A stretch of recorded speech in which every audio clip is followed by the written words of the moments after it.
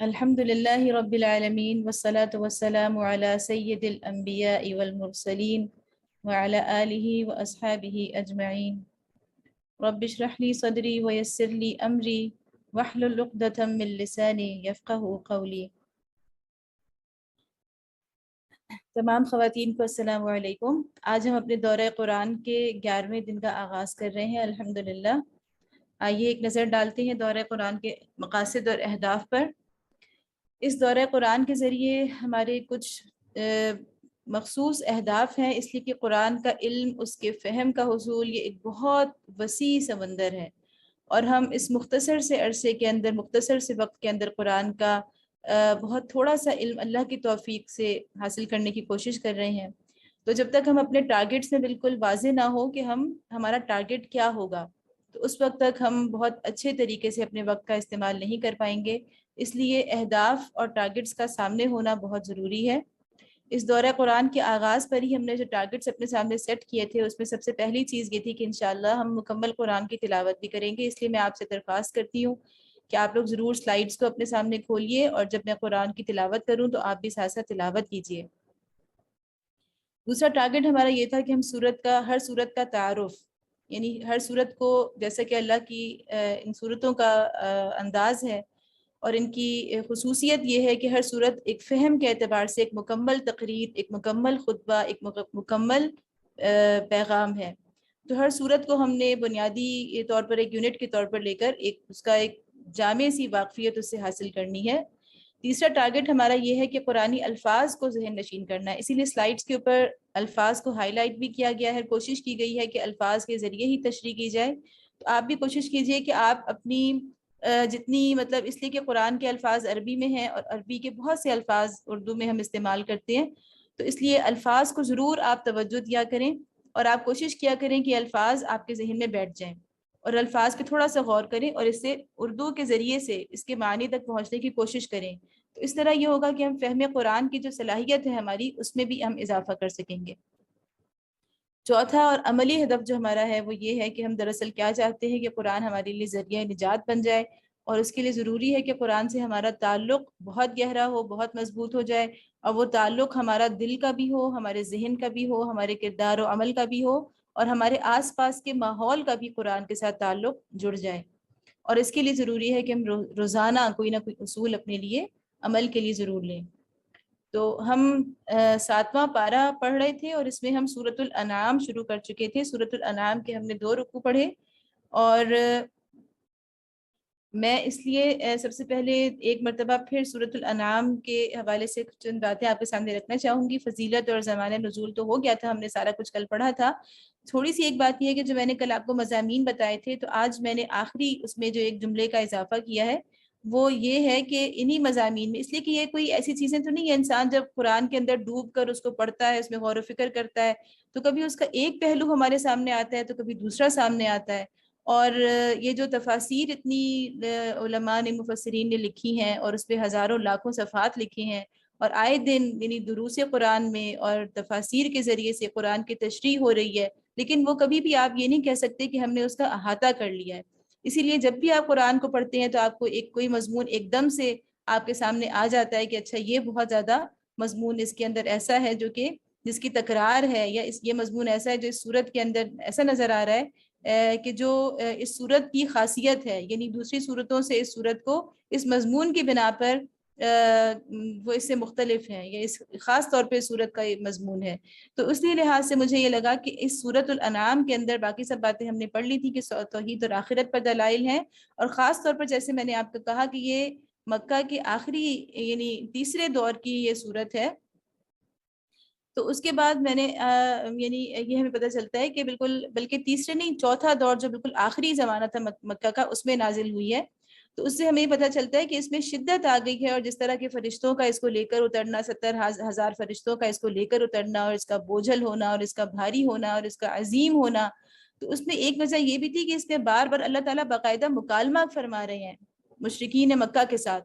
تو یہ بہت ہی یعنی کہ اللہ کی ایک روب اور اللہ کی عظمت اور اس کا جلال جب اس شکل میں سامنے آ جائے کہ اللہ تعالیٰ باقاعدہ مشرکین سے مخاطب ہو رہے ہیں، اور بار بار اس میں آپ دیکھ رہے ہیں کہ قالا اور قالو، قالا اور قالو، کہ اللہ نے یہ کہا اور پھر اللہ تعالیٰ کہتے ہیں کہ آپ ان سے یہ کہہ دیجیے، اور قل آپ یہ کہہ دیجیے، یا وہ یہ کہتے ہیں.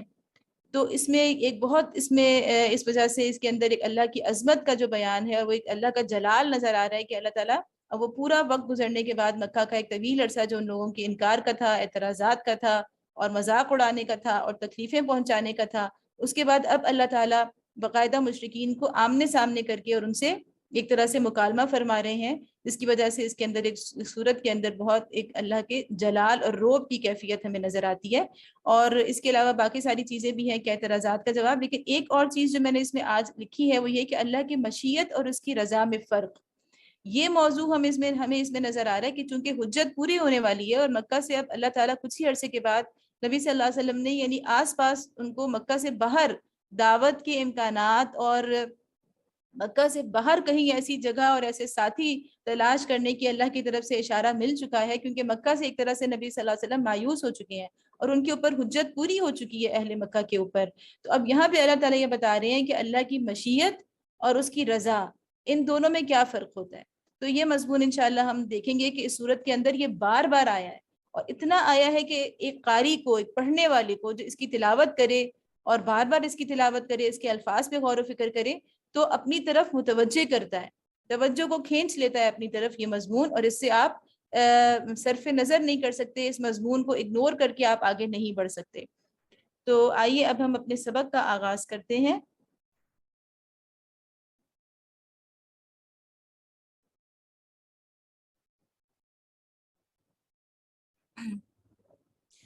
ہمارا بچی فل اسکرین کر لیجیے پلیز. جی جی جی. اعوذ باللہ من الشیطان الرجیم، بسم اللہ الرحمن الرحیم. ومن اظلم ممن افترى على الله كذبا او كذب بآياته انه لا يفلح الظالمون. اور اس شخص سے بڑھ کر ظالم اور کون ہوگا جو اللہ پر جھوٹا بہتان لگائے یا اللہ کی نشانیوں کو جھٹلائے، یقیناً ایسے ظالم کبھی فلاح نہیں پا سکتے. ہم نے دیکھا تھا کہ پیچھے اللہ تعالیٰ کیا فرما رہے تھے کہ اللہ کی شہادت کافی ہے، اور ان لوگوں کی طرف سے تقاضا تھا کہ آپ کوئی معجزہ لے کر آئیں یا اللہ کا عذاب لے کر آئیں. تو اللہ تعالیٰ فرما رہے ہیں کہ اس شخص سے بڑھ کر ظالم اور کون ہوگا جو اللہ پر جھوٹا بہتان لگائے. وَيَوْمَ نَحْشُرُهُمْ جَمِيعًا ثُمَّ نَقُولُ لِلَّذِينَ أَشْرَكُوا أَيْنَ شُرَكَاؤُكُمُ الَّذِينَ كُنتُمْ تَزْعُمُونَ. جس روز ہم ان سب کو اکٹھا کریں گے اور مشرکوں سے پوچھیں گے کہ اب وہ تمہارے ٹھہرائے ہوئے شریک کہاں ہیں جن کو تم اپنا خدا سمجھتے تھے. یعنی ایک دن آنے والا ہے، اللہ تعالیٰ مشرکین کو بتا دیں کہ وہ عدالت لگنے والی ہے، جب اللہ تعالیٰ تمہیں سامنے کھڑا کر کے پوچھ رہے ہوں گے کہ بتاؤ تمہارے شریک کہاں ہیں جن کو تم نے خدائی میں، خدائی کی اختیارات میں، خدائی کی صفات میں تم نے جنہیں اللہ کے ساتھ شریک کرنے کی جسارت کی تھی، تو وہ کہاں ہیں. ثم لم تكن فتنتهم الا ان قالوا والله ربنا ما كنا مشركين. تو وہ اس کے سوا کوئی فتنہ نہ اٹھا سکیں گے کہ یہ جھوٹا بیان دیں کہ اے ہمارے آقا تیری قسم ہم ہرگز مشرک نہ تھے. یعنی انہیں کچھ سمجھ نہیں آئے گی اور کوئی عذر ان سے جب تراشا نہیں جائے گا تو وہ اتنا بڑا جھوٹ بول دیں گے اس روز بھی کہ ہم تو مشرک تھے ہی نہیں. انظر کیف کذبوا علی انفسہم وضل عنہم ما كانوا یفترون. دیکھو اس وقت یہ کس طرح اپنے اوپر آپ جھوٹ گھڑیں گے، اور وہاں ان کے سارے بناوٹی معبود گم ہو جائیں گے.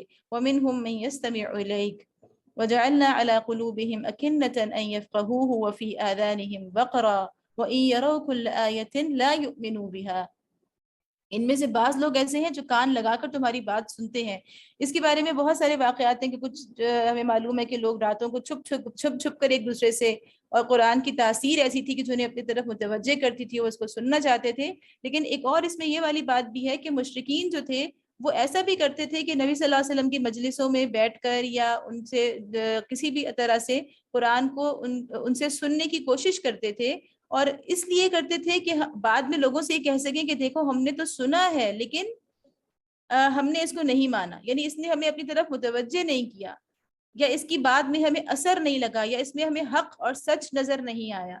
تو اللہ تعالیٰ فرما رہے ہیں کہ کیوں وہ سننے کے باوجود وہ کیوں نہیں مانتے کہ وَجَعَلْنَا عَلَىٰ قُلُوبِهِمْ أَكِنَّةً أَن يَفْقَهُوهُ، کہ مگر حال یہ ہے کہ ہم نے ان کے دلوں پر پردے ڈال رکھے ہیں جن کی وجہ سے وہ اس کو کچھ نہیں سمجھتے، یعنی سنتے ہیں لیکن سمجھتے نہیں ہیں. اور ان کے کانوں میں گرانی ڈال دی ہے، یعنی اللہ تعالیٰ نے ان کے دلوں پہ بھی. اچھا ہم دیکھ رہے ہیں کہ سورۃ البقرہ سے جہاں سے یہ مضمون چل رہا ہے کہ دلوں پہ مہر لگانے والی بات اور سماعت اور بصارت کی قوت چھین لینے والی بات، تو اللہ تعالیٰ وہاں پہ سب سے پہلے قلب کا ذکر کرتے ہیں. یعنی باقی جو آپ کے پاس حصول علم کے ذرائع ہیں، یعنی آپ ظاہر علم انسان کس طرح حاصل کرتا ہے، انسان کو جو اللہ تعالیٰ نے یہ 5 حواس دیے ہیں انہی کے ذریعے سے انسان علم حاصل کرتا ہے، انفارمیشن لیتا ہے، نالج لیتا ہے. لیکن اللہ تعالیٰ کہہ رہے ہیں کہ جو انسان کے اوپر علم کا دروازہ بند ہوتا ہے، صحیح علم کا، حق والے علم کا دروازہ بند ہوتا ہے، وہ سب سے پہلے اس کے اللہ تعالیٰ ان حواس خمسہ کو بند نہیں کرتے، بلکہ سب سے پہلے اس کے دل کے اوپر اللہ تعالیٰ مہر لگا دیتے ہیں. تو یہی وہ بیماری ہے جس کو اللہ تعالیٰ نے شروع میں ہم سورۃ البقرہ سے پڑھتے آ رہے ہیں کہ جب ہدایت کا دروازہ بند ہوتا ہے تو سب سے پہلے دل میں مرض پیدا ہوتا ہے، اور سب سے پہلے دل پہ اللہ تعالیٰ پردہ ڈال دیتے ہیں. اللہ تعالیٰ ہم سب کو اس کیفیت سے بچائیں. اور اس کے بعد یہ ہوتا ہے کہ آہستہ آہستہ اس کی باقی جو اس کے پاس صلاحیتیں اللہ نے دی ہوئی ہیں علم حاصل کرنے کی، وہ بھی اس سے چھین لی جاتی ہیں. حتی اذا جاؤک یجادلونک یقول الذین کفروا ان ھذا الا اساطیر الاولین. وہ خواہ کوئی نشانی دیکھ لیں، اس پر ایمان لا کر نہ دیں گے. حد یہ ہے کہ جب وہ تمہارے پاس آ کر تم سے جھگڑتے ہیں تو ان میں سے جن لوگوں نے انکار کا فیصلہ کر لیا ہے وہ ساری باتیں سننے کے بعد یہی کہتے ہیں کہ یہ ایک داستان پارینہ کے سوا کچھ نہیں. اساطیر الاولین یعنی پرانے لوگوں کی، اولین یعنی پرانے لوگوں کی کہانیاں ہیں، یہ تو کچھ قصے کہانیاں ہیں پہلے کے لوگوں کی، ہمارا اس سے کوئی تعلق نہیں ہے. ایک تو یہ بات کہ پہلے لوگوں کی باتیں ہیں، ہمارا اس سے تعلق نہیں ہے. دوسری یہ بات کہ وہ تو بہت دفعہ سنی ہوئی باتیں ہیں، بس وہی باتیں ہیں جو پہلے سے دہرائے چلے جا رہے ہو، کوئی نیا پن نہیں ہے. تو یہاں سے ہمیں پتہ چلتا ہے کہ مشرکین مکہ کا جو یہ ایک اعتراض تھا، اکثر ہم قرآن میں پڑھتے ہیں اس کو کہ اساطیر الاولین کے تو وہی پرانی باتیں ہیں. تو اس کا مطلب یہ ہے کہ ہم بھی بعض دفعہ یہ چیز ہو جاتی ہے نا کہ نئے پن کی جو خواہش ہوتی ہے انسان کے اندر، وہ ہدایت میں رکاوٹ ڈال دیتی ہے. کہ ہم بھی بعض دفعہ کہتے ہیں کہ اچھا یہ تو وہی والی باتیں، کوئی نئی چیز نہیں ہے. یعنی اچھا قرآن کو ہی اگر آپ دیکھ لیں تو قرآن کو ہم نے ایک مرتبہ پڑھا تو ہمیں ظاہر ہے ساری چیزوں کا پتہ چل گیا، یا چلے 3 دفعہ 4 دفعہ 10 دفعہ پڑھ لیں. لیکن قرآن کو اللہ تعالیٰ نے یہ کیوں کہا کہ بار بار، یہ ایک ذکر ہے، اس کو بار بار پڑھو؟ اور اس لیے کہ اللہ تعالیٰ اس میں کوئی نئی بات تو ہمیں پتہ نہیں چل رہی، لیکن اصل بات یہ کہ وہی باتیں ہیں جو ہم نے بارہا پڑھی ہیں، لیکن انہی باتوں کی یاد دہانی. تو یہ چیز جو ہوتی ہے کہ انسان جب یہ والی بات کہنے لگ جائے کہ کوئی نئی چیز چاہیے، کوئی نیا پن ہونا چاہیے، اور یہ بات میں نے بہت دفعہ سن لی، تو یہ والا رویہ بھی ہدایت کے رستے میں رکاوٹ بن جاتا ہے. آپ جب بھی سنیں دل کی آنکھوں سے اور یہ اپنے دل کو پوری طرح سے متوجہ کر کے اور دل کے کانوں سے اس کو سنیں. وَهُمْ يَنْهَوْنَ عَنْهُ وَيَنْأَوْنَ عَنْهُ، وہ اس امر حق کو قبول کرنے سے لوگوں کو روکتے ہیں اور خود بھی اس سے دور بھاگتے ہیں، دوسروں کو بھی روکتے ہیں اور خود بھی اس سے رک جاتے ہیں. وَإِن يُهْلِكُونَ إِلَّا أَنفُسَهُمْ وَمَا يَشْعُرُونَ، وہ سمجھتے ہیں کہ اس حرکت سے وہ تمہارا کچھ بگاڑ رہے ہیں، حالانکہ دراصل وہ خود اپنی ہی تباہی کا سامان کر رہے ہیں، مگر انہیں اس کا شعور نہیں ہے. وَلَوْ تَرَى إِذْ وُقِفُوا عَلَى النَّارِ فَقَالُوا يَا لَيْتَنَا نُرَدُّ وَلَا نُكَذِّبَ بِآيَاتِ رَبِّنَا وَنَكُونَ مِنَ الْمُؤْمِنِينَ. کاش تم اس وقت ان کی حالت دیکھ سکتے جب وہ دوزخ کے کنارے کھڑے کیے جائیں گے. اس وقت وہ کہیں گے کہ کاش کوئی صورت ایسی ہو کہ ہم دنیا میں پھر واپس بھیجے جائیں اور اپنے رب کی نشانیوں کو نہ جھٹلائیں اور ایمان لانے والوں میں شامل ہوں. دیکھیں یہ جو ہوتا ہے کہ ڈرامہ بنایا جاتا ہے، افسانے لکھے جاتے ہیں، کس لیے ہوتا ہے؟ کہ وہی اصول جو آپ کو عام طور پہ بھی سکھائے جا سکتے ہیں، انہی اصولوں کو کسی ڈرامے کی، کسی کہانی کی، کسی ناول کی شکل کیوں دی جاتی ہے؟ اس میں کیریکٹرز کیوں تراشے جاتے ہیں؟ اس لیے کہ انسان ان چیزوں کا اثر اس کے دل و ذہن پہ زیادہ ہوتا ہے. تو اللہ تعالیٰ بھی بار بار منظر کشی کرتے ہیں، بات تو وہی ہے لیکن اللہ تعالیٰ اسی بات کو مختلف انداز بیان سے بیان کر فرماتے ہیں. اب یہاں پہ اللہ تعالیٰ ایک منظر یعنی قیامت کا منظر کھینچ رہے ہیں تاکہ انسان اپنی جو اس کی امیجنیشن پاور ہے اس کو استعمال کرے اور سوچے کہ اچھا واقعی وہ ایک ایسا دن آنے والا ہے اور اس میں اس طرح کا ایک سین ہوگا اور میں کہاں کھڑا ہوں گا، اللہ تعالیٰ کی ذات کی میرے ساتھ کیا اس وقت آمنا سامنا کس انداز سے ہوگا. تو یہ چیز جو ہوتی ہے وہ انسان کے اوپر اس کی جو قرآن کی ایک شان ہے یا اس میں جو قوت ہے، اس میں جو تاثیر ہے، اس میں ایک بہت اہم پہلو یہ ہے کہ قرآن میں مناظر کھینچے گئے ہیں. تو کاش تم، اللہ تعالیٰ فرما رہے ہیں، کاش تم اس وقت ان کی حالت دیکھ سکتے جب وہ دوزخ کے کنارے کھڑے کیے جائیں گے. اس وقت وہ کہیں گے کہ کاش کوئی صورت ایسی ہوتی کہ ہم دنیا میں پھر واپس بھیجے جائیں اور اپنے رب کی نشانیوں کو نہ جھٹلائیں اور ایمان لانے والوں میں شامل ہو. بہت مرتبہ قرآن میں یہ والا جو ہے وہ ریپیٹ ہوا ہے. ایک اس طرح سے وہ لوگ کہیں گے کہ کاش ہمیں ایک اور مہلت مل جائے، مگر وہ نہ دی جائے گی. بل بدا لهم ما كانوا يخفون من قبل ولو ردوا لعادوا لما نهوا عنه وانهم لكاذبون. در حقیقت یہ بات وہ محض اس وجہ سے کہیں گے کہ جس حقیقت پر انہوں نے پردہ ڈال رکھا تھا وہ اس وقت بے نقاب ہو کر ان کے سامنے آ چکی ہوگی. ورنہ اگر انہیں سابق زندگی کی طرف واپس بھیجا جائے تو پھر وہی سب کچھ کریں جس سے انہیں منع کیا گیا ہے. وہ تو ہیں ہی جھوٹے، اس لیے اپنی اس خواہش کے اظہار میں بھی جھوٹ ہی سے کام لیں گے. وَقَالُوا إِنْ هِيَ إِلَّا حَيَاتُنَا الدُّنْيَا وَمَا نَحْنُ بِمَبْعُوثِينَ. اب یہ جو مشرکین مکہ، یعنی یہ کل بات ہوئی تھی نا، آپ نے کیا کرنا ہے کہ آپ نے قرآن کو پڑھتے ہوئے اس کے بیک گراؤنڈ کو ذہن میں رکھنا ہے. بلکہ میں آپ کو بار بار یہ کہہ رہی ہوں کہ آپ صرف بیک گراؤنڈ کو ذہن میں نہ رکھیں، بلکہ وہ جو جس دنیا ہے، جو زمانہ ہے، جس دنیا کے اندر قرآن نازل ہو رہا ہے، اس دنیا کے اندر داخل ہو کے آپ قرآن پڑھیں. اس دنیا میں اپنے آپ کو محسوس کریں. آپ یہ نہ سوچیں کہ آپ صرف اس دنیا کو باہر سے دیکھ رہے ہیں، بلکہ جتنا ہم اس بات کی اپنے اندر صلاحیت پیدا کر لیں گے کہ ہم اس دنیا کا حصہ بنا کر اپنے آپ کو پھر قرآن کو پڑھیں، تو یہ قرآن ہمیں اتنا ہی سمجھ میں خود بخود آتا چلا جائے گا. تو یہاں پہ وہی بات ہے کہ یہ کون سی دنیا ہے؟ یہ مکہ کی دنیا ہے، مدینہ والی دنیا نہیں ہے جو ہم نے بقرہ سے لے کے مائدہ تک پڑھی ہے. یہ مکی دنیا ہے، اور یہاں پہ مخاطبین کون ہیں؟ مشرکین ہیں. یہاں پہ اہل کتاب نہیں ہے. یہ وہ مشرک ہیں جو اسماعیل علیہ السلام کے بعد سے ان کے پاس کوئی ایسی تعلیم انبیاء کے ذریعے سے نہیں آئی تھی، اور وہ سب کچھ جو توحید تھا، ابراہیم علیہ السلام کا جو دین، توحید پر جو دین تھا، وہ سب کچھ ان کی خرافات میں اور ان کی شرک کی غلاظت میں گم ہو چکا تھا. تو اب ان کا جو نظریہ تھا، کیونکہ ہم پہلے ابھی تک مکی صورتوں میں پڑھتے آ رہے ہیں آخرت کے بارے میں اہل کتاب کا نظریہ، اور وہ یہ ہم پڑھتے آ رہے ہیں کہ وہ لوگ آخرت پر ایمان لاتے تھے لیکن کہتے تھے کہ آگ ہمیں نہیں چھوئے گی، لن تمسنا النار الا ایاما معدودات.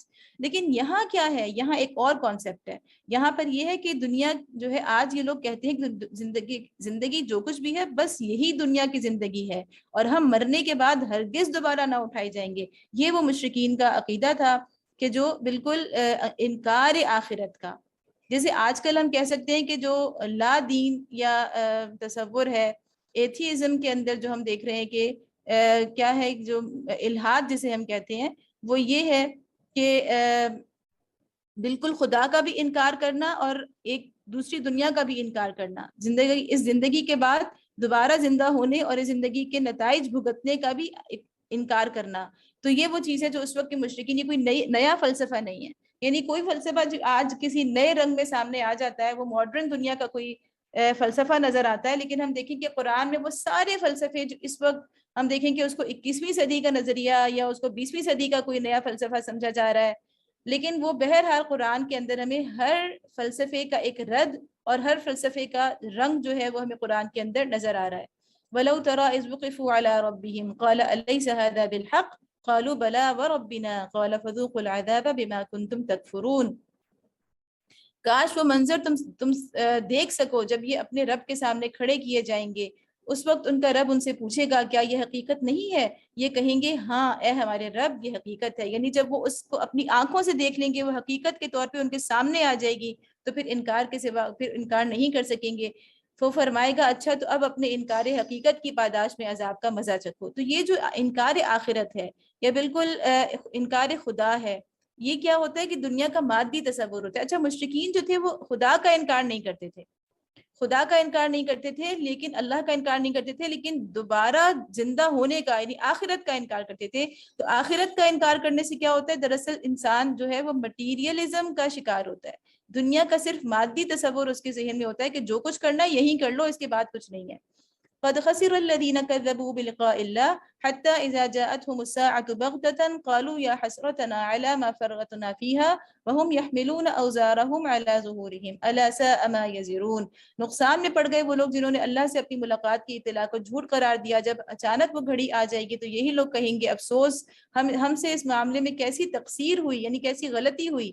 اور ان کا حال یہ ہوگا کہ اپنی پیٹھوں پر اپنے گناہوں کا بوجھ لادے ہوئے ہوں گے. دیکھو کیسا برا بوجھ ہے جو یہ اٹھا رہے ہیں. یعنی ہر ایک کو اپنا بوجھ خود اٹھانا پڑے گا. وَمَا الْحَيَاةُ الدُّنْيَا إِلَّا لَعِبٌ وَلَهْوٌ.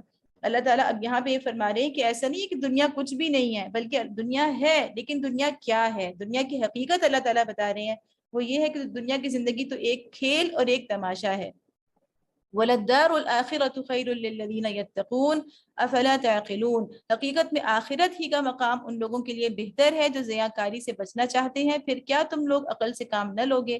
پیچھے جو آیت گزری تھی وہ صرف اتنا بتا رہی تھی کہ اس دنیا کے بعد ایک اور دنیا ہے، مرنے کے بعد دوبارہ زندہ ہونا ہے، ٹھیک ہے۔ لیکن اب یہ آیت ہمیں بتا رہی ہے کہ اگر دونوں دنیاؤں کا تصور ہمارے سامنے ہو اور حیات بعد موت کا تصور ہو تو اس سے ہمیں پتہ چلتا ہے کہ پھر اس دنیا کی کیا حیثیت ہے۔ اس دنیا کی حیثیت پھر یہ ہے کہ وہ اس دنیا کے مقابلے میں یہ دنیا بالکل ایک لعب اور لہو ہے، یعنی یہاں پر جو کچھ بھی ہو رہا ہے وہ دراصل انسان کو اس کی یہ نہیں کہہ سکتے کہ اس کا حق مل رہا ہے، بلکہ حق جو ہوگا وہ تو اسی روز قائم ہوگا۔ یہاں اللہ تعالیٰ جو کچھ بھی انسان کو دے رہے ہیں وہ اس کو لعب اور لہو یعنی ایک طرح سے کھیل ہے۔ اور کھیل کیا ہوتا ہے؟ جیسے اس کی یوں مثال دی جاتی ہے کہ جس طرح آپ ڈرامہ ہوتا ہے کہ اس کے اندر آپ کو کوئی کردار دے دیا جاتا ہے، وہ کردار جو کسی انسان کو دیا جاتا ہے وہ اس لیے نہیں ہوتا کہ وہ واقعی اس کا حقدار ہے تو اس کو دیا گیا ہے، بلکہ ڈرامے میں کسی کو بادشاہ کسی کو فقیر بنایا جاتا ہے تو وہ صرف اس کچھ عرصے کے لیے ہوتا ہے۔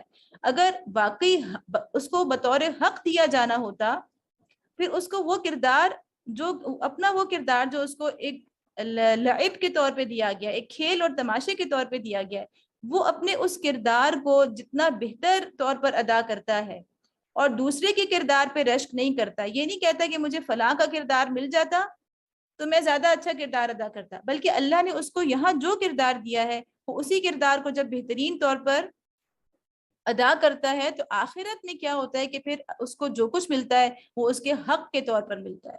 یہاں پر جتنا اچھا کوئی انسان کردار ادا کر لیتا ہے تو وہ اللہ تعالیٰ آخرت میں اس کو اسی کے مطابق اس کے حق کے طور پر اس کو دے دیتے ہیں۔ وَلَلدَّارُ الْآخِرَةُ خَيْرٌ لِّلَّذِينَ يَتَّقُونَ أَفَلَا تَعْقِلُونَ، حقیقت میں آخرت ہی کا مقام ان لوگوں کے لیے بہتر ہے جو زیانکاری سے بچنا چاہتے ہیں، پھر کیا تم لوگ عقل سے کام نہ لوگے۔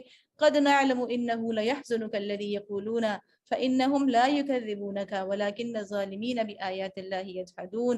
اے محمد صلی اللہ علیہ وسلم، ہمیں معلوم ہے کہ جو باتیں یہ لوگ بناتے ہیں ان سے تمہیں رنج ہوتا ہے، لیکن یہ لوگ تمہیں نہیں جھٹلاتے بلکہ یہ ظالم دراصل اللہ کی آیات کا انکار کر رہے ہیں۔ یہاں اللہ تعالیٰ نبی صلی اللہ علیہ وسلم کو اب جو شروع سے ہمیں دیکھا تھا سورت کے اندر کہ وہ نبی صلی اللہ علیہ وسلم سے معجزات لانے کی بات کر رہے تھے، کہہ رہے تھے کہ اللہ سامنے کیوں نہیں آتا، یہ کہہ رہے تھے کہ کوئی فرشتہ کیوں نہیں اترتا، تو یہ اور اس بنا پر جب نبی صلی اللہ علیہ وسلم ان کے مطالبات پورے نہیں کر رہے تھے تو وہ کہتے تھے کہ چونکہ آپ نے ہمارے مطالبات پورے نہیں کیے اس لیے ہم آپ کی رسالت کو نہیں مانتے، ہم اس بات کو نہیں مانتے کہ آپ کے اوپر کوئی وحی آتی ہے، آپ اس کا کھلا ثبوت پیش کیجئے۔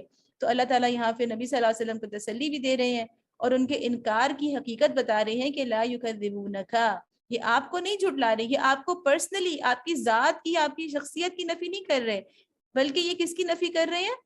یہ اس چیز کی نفی کر رہے ہیں جو آپ کے اوپر آ رہی ہے۔ یہ کہہ رہے ہیں کہ آپ تو ہیں اس لیے کہ آپ تو 40 سال سے ان کے درمیان پلے بڑے ہیں، لیکن یہ کہہ رہے ہیں کہ آپ کے اوپر جو چیز آ رہی ہے، جو کلام آ رہا ہے، جو وحی آ رہی ہے، یہ اس کا انکار کر رہے ہیں، تو دراصل یہ اللہ کی نفی کر رہے ہیں، اللہ کی کو جھٹلا رہے ہیں۔ اور یہ بات ثابت بھی ہے، جیسے ایک مرتبہ ابو جہل نے کہا تھا نبی صلی اللہ علیہ وسلم کو، آمنے سامنے کہا تھا کہ انا لا نکذبک ولکن نکذب ما جئت به، اس نے کہا تھا کہ میں تمہیں نہیں جھٹلا رہا بلکہ میں تو اس چیز کو جھٹلا رہا ہوں جو تمہارے اوپر آ رہی ہے۔ وَلَقَدْ كُذِّبَتْ رُسُلٌ مِّن قَبْلِكَ فَصَبَرُوا عَلَى مَا كُذِّبُوا وَأُوذُوا حَتَّى أَتَاهُمْ نَصْرُنَا وَلَا مُبَدِّلَ لِكَلِمَاتِ اللَّهِ وَلَقَدْ جَاءَكَ مِن نَّبَإِ الْمُرْسَلِينَ، تم سے پہلے بھی بہت سے رسول جھٹائے جا چکے ہیں مگر اس تکذیب پر، ان اذیتوں پر جو انہیں پہنچائی گئیں انہوں نے صبر کیا یہاں تک کہ انہیں ہماری مدد پہنچ گئی۔ اللہ کی باتوں کو بدلنے کی طاقت کسی میں نہیں ہے، اور پچھلے رسولوں کے ساتھ جو کچھ پیش آیا اس کی خبریں تمہیں پہنچ ہی چکی ہیں۔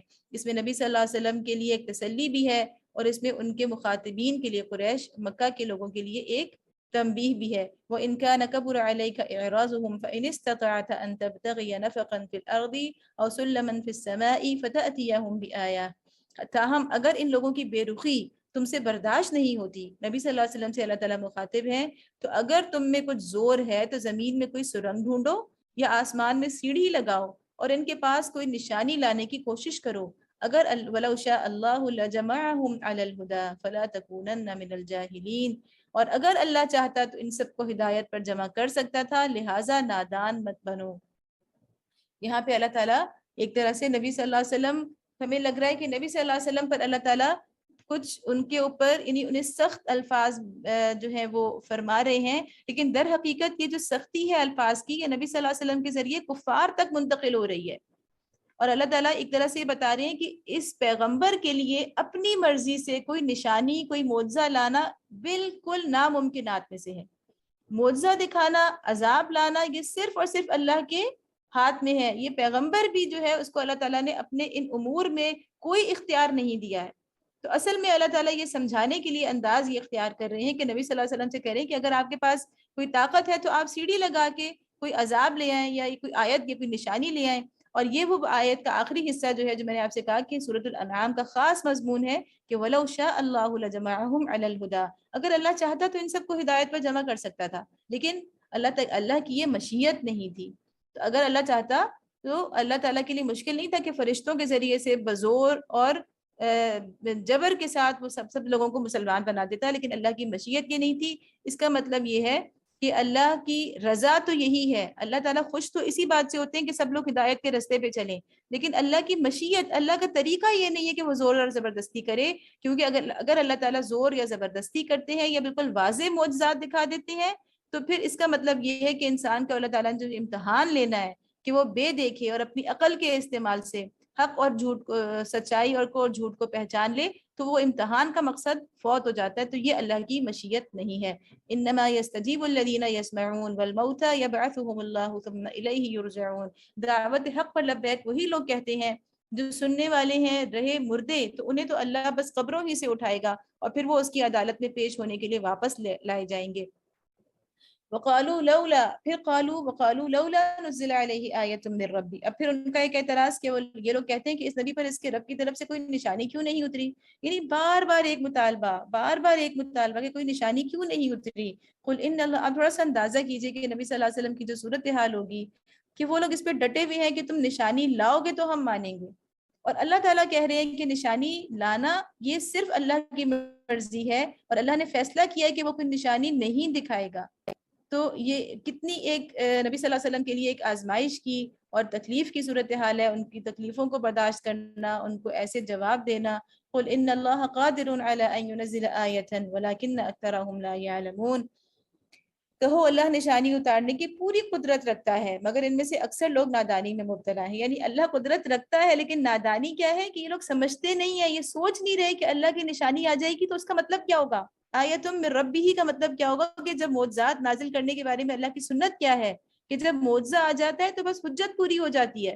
ہر پیغمبر کے ساتھ یہ ہوا کہ جب معجزہ آ گیا اس کے بعد اگر انکار کیا تو حتمی عذاب، بس وہ آخری کہنا چاہیے کہ ڈیڈ لائن ہوتی ہے، اس کے بعد پھر کوئی گنجائش نہیں دی جاتی۔ تو اللہ تعالیٰ کہہ رہے ہیں کہ یہ سمجھ نہیں رہے، جس چیز کا مطالبہ کر رہے ہیں وہ ان کے حق میں تباہی ہے۔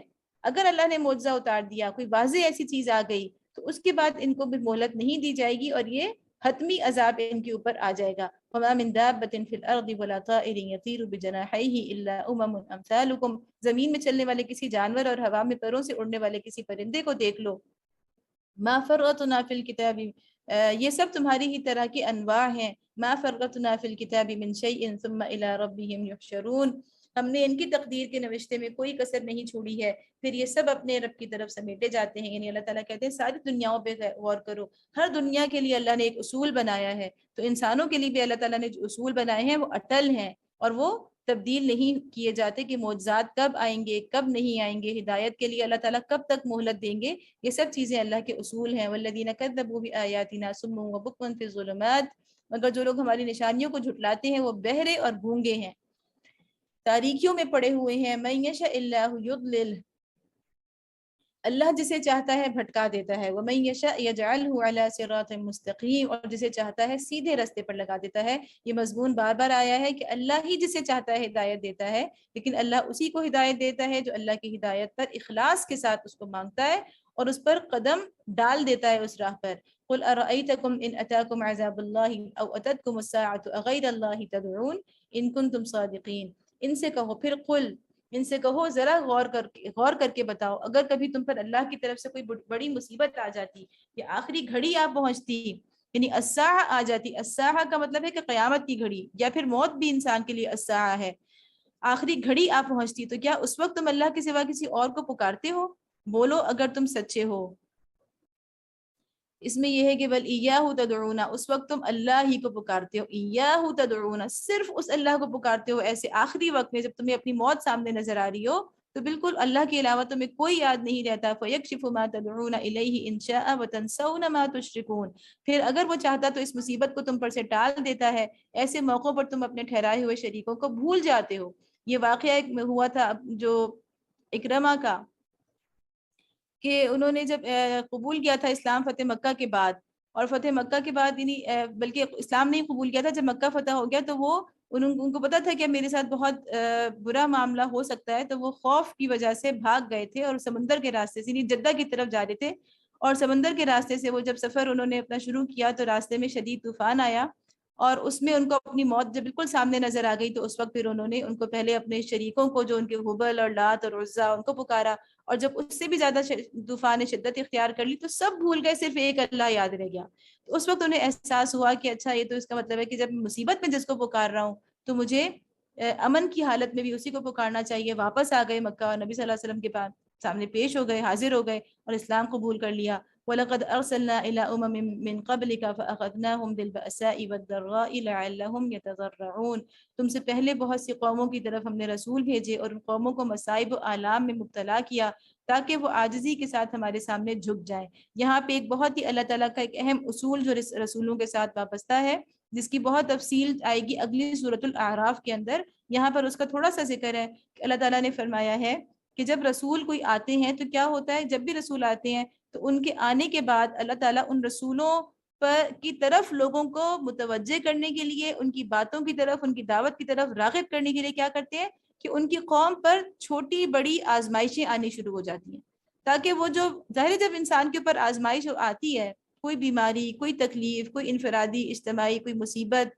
تو فوراً ظاہر ہے کہ کیا ہوتا ہے، ہم فوراً اللہ کی طرف متوجہ ہو جاتے ہیں.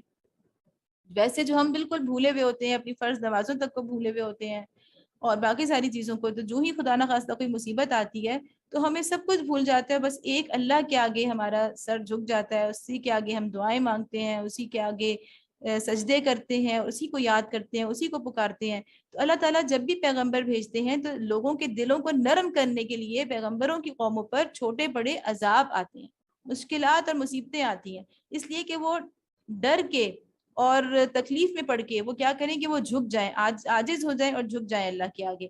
فلولا اذ جاءهم بأسنا تضرعوا ولكن قست قلوبهم، بس جب ہماری طرف سے ان پر سختی آئی تو کیوں نہ انہوں نے عاجزی اختیار کی. لیکن بعض جو گمراہ قومیں ہوتی ہیں وہ کیا کرتی ہیں کہ ان سختیوں سے بھی وہ نہیں سبق حاصل کرتی، تو پھر اس کے بعد یہ ہوتا ہے، یعنی مختلف مراحل ہیں پیغمبروں کے آنے کے بعد، ان کی قومیں جن مراحل سے گزرتی ہیں اللہ تعالیٰ وہ سارے بتا رہے ہیں کہ پہلے اللہ تعالیٰ چھوٹی بڑی مصیبتیں ڈال کے ان کو توبہ کی طرف لانے کی کوشش کرتے ہیں، پھر جب وہ ان سے سبق نہیں سیکھتے ان مصیبتوں سے، اور انہیں کہتے ہیں کہ یہ جیسے قرآن میں آیا ہے کہ وہ کہتے ہیں کہ یہ تو زمانے کے حالات ہیں، اس طرح کی مصیبتیں تو ہمارے آباء و اجداد پہ بھی آتی رہی، کبھی اچھے دن کبھی برے دن، یہ تو ہوتا رہتا ہے.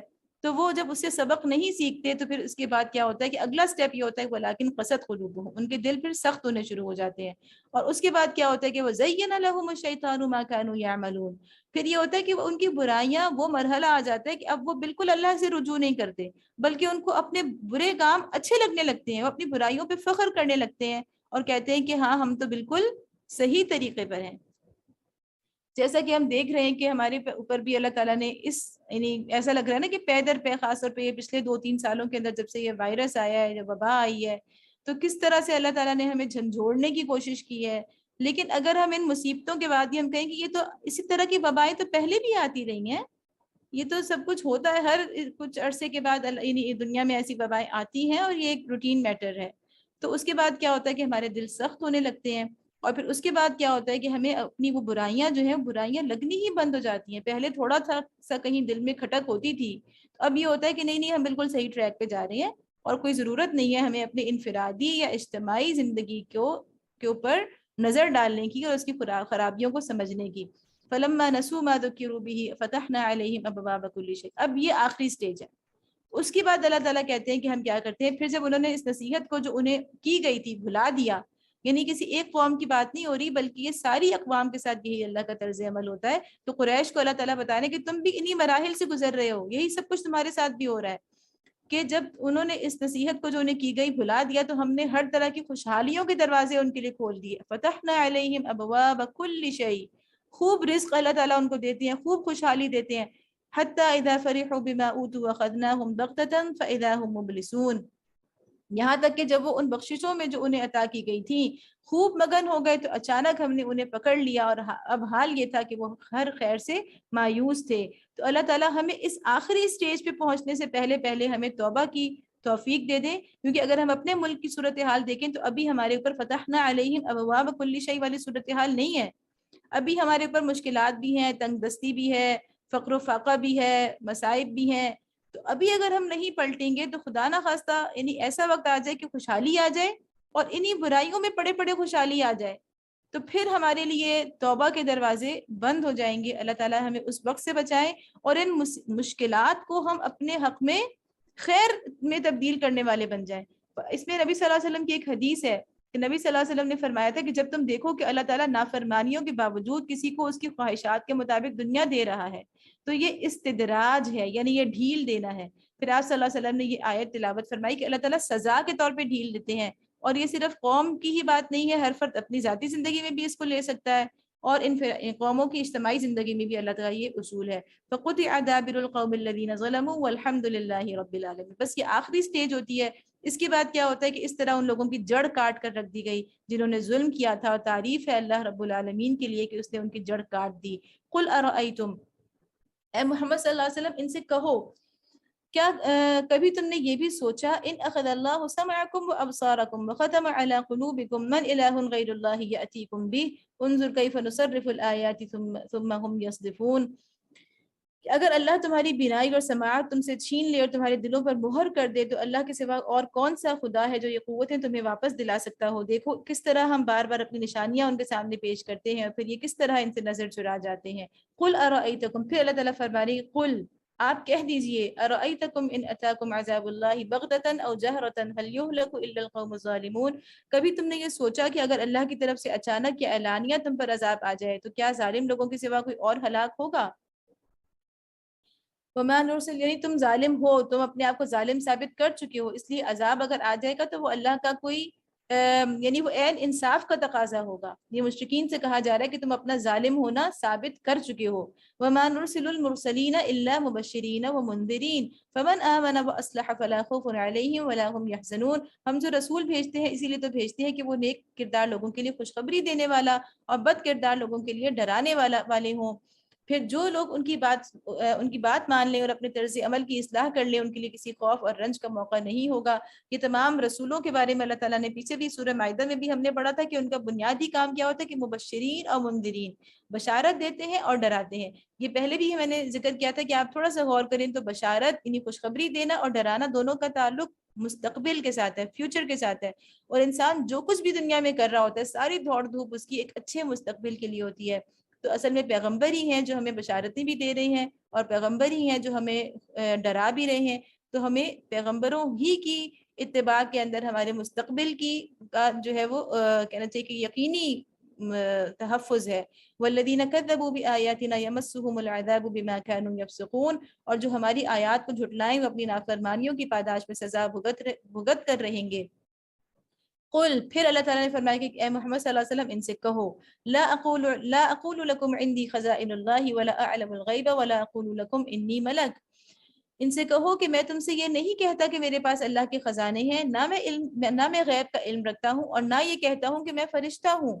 ان اتبع الا ما یوحى الی، میں تو صرف اس وحی کی پیروی کرتا ہوں جو مجھ پر نازل کی جاتی ہے. قل هل يستوي الاعمى والبصير افلا تتفکرون، پھر ان سے پوچھو کیا اندھا اور آنکھوں والا دونوں برابر ہو سکتے ہیں، کیا تم غور نہیں کرتے.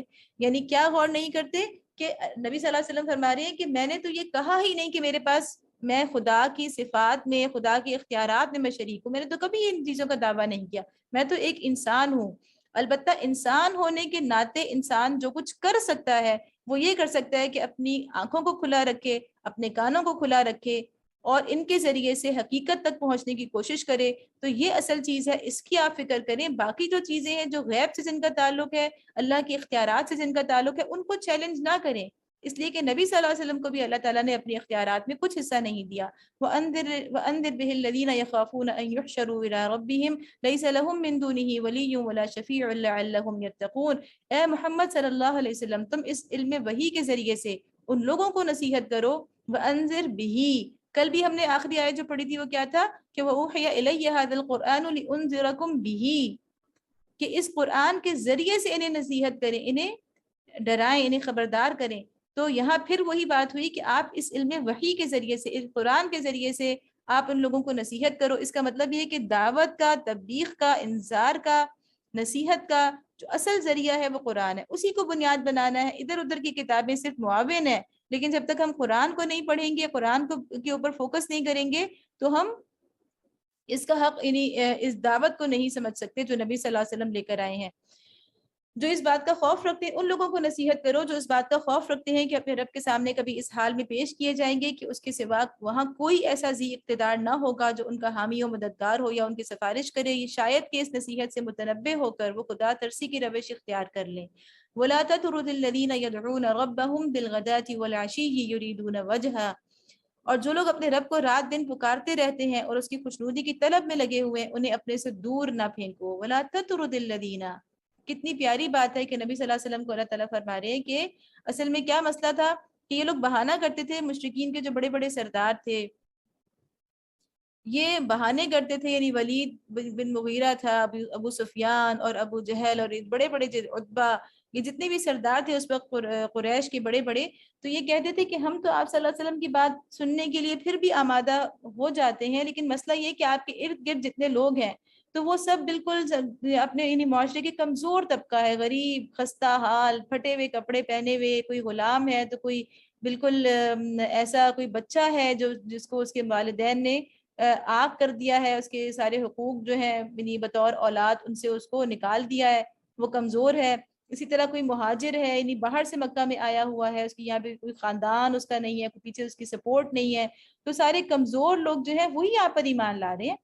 تو ہم اگر ایمان لائیں گے تو یہ مطلب ایک طرح سے ہم ان کی کیٹیگری میں شامل ہو جائیں گے، تو ہم ان کے ساتھ اپنے آپ کو بریکٹ نہیں کر سکتے، ہم ان کے ساتھ اٹھ بیٹھ نہیں سکتے. ظاہر ہے کہ بہت بڑا کلاس ڈفرینس ہے ہمارے اور ان کے درمیان. تو یہ چیز ہمیشہ سے نوح علیہ السلام کا بھی ہم جب پڑھیں گے تو ہمیشہ سے جو ایلیٹ کلاس ہوتی ہے کسی معاشرے کی، جسے قرآن نے ملأ کہا ہے، تو ان کا یہی ہوتا ہے مسئلہ کہ وہ کہتے ہیں کہ ہم حق سن تو لیں، لیکن اس وقت جب آپ کے سامنے ایسے ہماری طرح کے بڑے خوش لباس لوگ بیٹھے ہوں اور جب ہماری ہی طرح کے ہمارے مرتبے کے لوگ ہوں وہ جب آپ کے پاس ہوں تو پھر ٹھیک ہے کہ ہم بھی اس کو کریں گے. لیکن اس وقت آپ کے ساتھ جس طرح کے لوگ ہیں تو اس صورتحال میں ہم کم از کم اس گروپ میں نہیں آنا چاہتے، ہم ان کے ساتھ اٹھنا بیٹھنا نہیں چاہتے. تو اللہ تعالیٰ نبی صلی اللہ علیہ وسلم کو فرما رہے ہیں کہ آپ ان کی اس بات کو بالکل اگنور کیجئے، ان سے وہ کر دیجئے، اور آپ کے گرد جو لوگ ہیں جو صبح شام پکارتے ہیں اپنے رب کو، اس کی خوشنودی کے طلبگار ہیں، ان لوگوں کو اپنے سے دور بالکل نہ پھینکیے اور ان سے بالکل بھی اعراض کا معاملہ نہ کیجیے. وما ما علیک من حسابهم من شیء وما من حسابک علیہم من شیء فتطردهم فتکون من الظالمین. ان کے حساب میں سے کسی چیز کا بار تم پر نہیں ہے اور تمہارے حساب میں سے کسی چیز کا بار ان پر نہیں، اس پر بھی اگر تم انہیں دور پھینکو گے تو ظالموں میں شمار ہو جاؤ گے. اچھا، ایک اور بات جو وہ کہا کرتے تھے، وہ یہاں تک کہتے تھے جو وہاں کے جو اشرافیہ تھی، جو ایلیٹ کلاس تھی، وہ کہتے تھے کہ لو کان خیرا ما سبقونا الیک، اگر آپ کی بات بہت اچھی ہوتی نا، مطلب آپ کوئی بہت اچھا نظریہ، کوئی بڑی اچھی پیشکش لے کر آتے تو پھر کیا ہوتا کہ ہم سب سے پہلے اسے قبول کرتے. یعنی ہم تو ظاہر اتنے سمجھدار لوگ ہیں اور ہم اتنے سمجھدار ہیں جبھی تو ہم اس ملک کے کرتا دھرتا ہیں، تو اگر آپ کی بات میں کچھ وزن ہوتا یا اس میں کوئی اچھائی ہوتی نا تو ہم سب سے پہلے تو ہم نے اسے قبول کرنا تھا، کیونکہ ہم سے زیادہ تو کوئی سمجھدار نہیں ہے. تو یہ وہ سارے ان کے مسئلے تھے جو ان کی ایک طرح سے تکبر جس میں جھلکتا ہے. تو اللہ تعالیٰ ہم سب کو ان ساری باتوں سے بچنے کی توفیق دیں. وَكَذَلِكَ فَتَنَّا بَعْضَهُمْ بِبَعْضٍ لِيَقُولُوا أَهَٰؤُلَاءِ مَنَّ اللَّهُ عَلَيْهِم مِّن بَيْنِنَا أَلَيْسَ اللَّهُ بِأَعْلَمَ بِالشَّاكِرِينَ. دراصل ہم نے اس طرح ان لوگوں میں سے بعض کو بعض کے ذریعے سے آزمائش میں ڈالا ہے. اللہ تعالیٰ کہہ رہے ہیں کہ جو غریب لوگ ہیں یہ ان کی آزمائش بن گئے ہیں تاکہ وہ انہیں دیکھ کر کہیں کیا یہ ہیں وہ لوگ جن پر اللہ ہمارے درمیان جن پر ہمارے درمیان اللہ کا فضل و کرم ہوا ہے. ہاں، کیا خدا اپنے شکر گزار بندوں کو ان سے زیادہ نہیں جانتا؟ اللہ جانتا ہے کہ کون اس قابل ہے کہ اسے ہدایت دی جائے. وَإِذَا جَاءَكَ الَّذِينَ يُؤْمِنُونَ بِآيَاتِنَا فَقُلْ سَلَامٌ عَلَيْكُمْ كَتَبَ رَبُّكُمْ عَلَى نَفْسِهِ الرَّحْمَةَ. جب تمہارے پاس وہ لوگ آئیں جو ہماری آیات پر ایمان لاتے ہیں تو ان سے کہو، اب ان غریب اور کمزور لوگوں کا ذکر ہو رہا ہے، کہ ان سے کہو کہ تم پر سلامتی ہو، سلام علیکم. سوچئے کتنا بڑا مرتبہ ہے، کتنی نصیب کی بات ہے کہ اللہ کے نبی صلی اللہ علیہ وسلم ان کے کہہ رہے کہ سلام علیکم، اور پھر ساتھ ہی اللہ کی طرف سے خوشخبری پہنچا رہے ہیں کہ صرف نبی کا سلام تم پر نہیں ہے بلکہ کتب ربکم علی نفسہ الرحمہ. تمہارے معاملے میں تو یہ صورتحال ہے کہ اللہ نے بھی، تمہارے رب نے رحم و کرم کا شیوا اپنے اوپر لازم کر لیا ہے. یعنی اللہ نے اپنے اوپر لازم کر لیا. اللہ پہ تو کوئی بات لازم نہیں کر سکتا.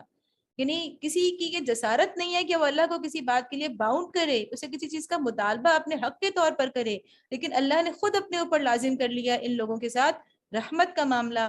اس لیے کہ جو تکلیفیں یہ اٹھا رہے تھے، جو باتیں یہ سہ رہے تھے، اس کی وجہ سے اللہ نے ان کے اوپر اپنے اوپر لازم کر لیا رحم و کرم ان کے لیے.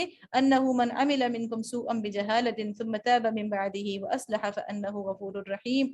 یہ اس کا رحم و کرم ہی ہے کہ اگر تم میں سے کوئی نادانی کے ساتھ کسی برائی کا ارتکاب کر بیٹھا ہو، پھر اس کے بعد توبہ کرے اور اصلاح کر لے، تو وہ اسے معاف کر دیتا ہے اور نرمی سے کام لیتا ہے. یعنی اللہ تعالیٰ، غلطیاں انسان سے ہوتی ہیں، اللہ تعالیٰ بہت رحم و کرم فرمانے والا ہے. وَكَذَلِكَ نُفَصِّلُ الْآيَاتِ وَلِتَسْتَبِينَ سَبِيلُ الْمُجْرِمِينَ. اور اس طرح ہم اپنی نشانیاں کھول کھول کر پیش کرتے ہیں تاکہ مجرموں کی راہ بالکل نمایاں ہو جائے. قُلْ إِنِّي نُهِيتُ أَنْ أَعْبُدَ الَّذِينَ تَدْعُونَ مِن دُونِ اللَّهِ. اے محمد صلی اللہ علیہ وسلم، ان سے کہو کہ تم لوگ اللہ کے سوا جن دوسروں کو پکارتے ہو ان کی بندگی کرنے سے مجھے منع کیا گیا ہے. قُلْ لَا أَتَّبِعُ أَهْوَاءَكُمْ قَدْ غَلَلْتُ إِذًا وَمَا أَنَا مِنَ الْمُهْتَدِينَ. کہو میں تمہاری خواہشات کی پیروی نہیں کروں گا، اگر میں نے ایسا کیا تو گمراہ ہو گیا اور راہ راست پانے والوں میں سے نہ رہا. ٹھیک ہے، نبی صلی اللہ علیہ وسلم کہہ رہے ہیں کہ سب سے پہلے تو مجھے منع کیا گیا ہے اور میں تمہاری خواہشات کی پیروی نہیں کر سکتا. قُلْ إِنِّي عَلَىٰ بَيِّنَةٍ. یعنی اصل میں یہاں کس طرف اشارہ ہے کہ جو شرک ہوتا ہے وہ دراصل اپنی خواہشات کی پیروی کا ایک بہانہ ہوتا ہے. قُلْ إِنِّي عَلَىٰ بَيِّنَةٍ مِّن رَّبِّي وَكَذَّبْتُم بِهِ. کہو میں اپنے رب کی طرف سے ایک دلیل روشن پر قائم ہوں اور تم نے اسے جھٹلا دیا ہے. دلیل روشن کیا ہوتی ہے؟ جو اللہ کی طرف سے پیغمبر کے پاس وحی آتی ہے، وہ پیغمبر کے لیے دلیل روشن ہوتی ہے اور تم نے اسے جھٹلا دیا ہے. یعنی انسان کے پاس بھی اللہ نے بینہ دی ہے. انسان، ایک عام انسان کی بینہ کیا ہے؟ ایک عام انسان کو جو اللہ تعالیٰ نے بینہ دی ہے وہ یہ ہے کہ اس کو اللہ نے عقل سلیم دی ہے، اس کو اللہ نے اتنی صلاحیت دی ہے کہ وہ ضد اور ہٹ دھرمی سے اگر بالا تر ہو کے ہدایت کو لینا چاہے تو وہ اس کو مل جاتی ہے. اور یہاں پر مراد یہ بھی ہے کہ ما عندي ما تستعجلون به ان الحكم الا لله يقص الحق وهو خير الفاصلين. اب میرے اختیار میں وہ چیز ہے نہیں جس کے لیے تم جلدی مچا رہے ہو. یعنی تم لوگ جو چیز مانگ رہے ہو میرے پاس تو بینہ ہے، بینہ تمہارے پاس بھی ہے، میرے پاس بھی ہے، لیکن جو تم مانگ رہے ہو ما تستعجلون به، جس کی تم جلدی مچا رہے ہو، وہ میرے پاس نہیں ہے اور نہ میں نے اس کو لانے کا دعویٰ کیا ہے. ان الحکم الا للہ یقص الحق وهو خیر الفاصلین.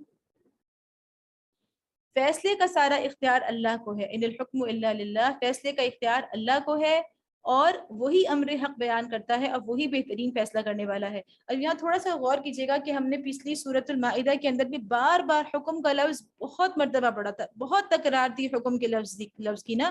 وَلْيَحْكُمْ أَهْلُ الْإِنْجِيلِ وَمَن لَّمْ يَحْكُمْ بِمَا أَنزَلَ اللَّهُ. یہ ہم نے بہت پڑھا تھا. تو وہاں پہ حکم کا کیا مطلب تھا اور یہاں پہ ان الحکم الا للہ، یہ بہت اہم آیت ہے.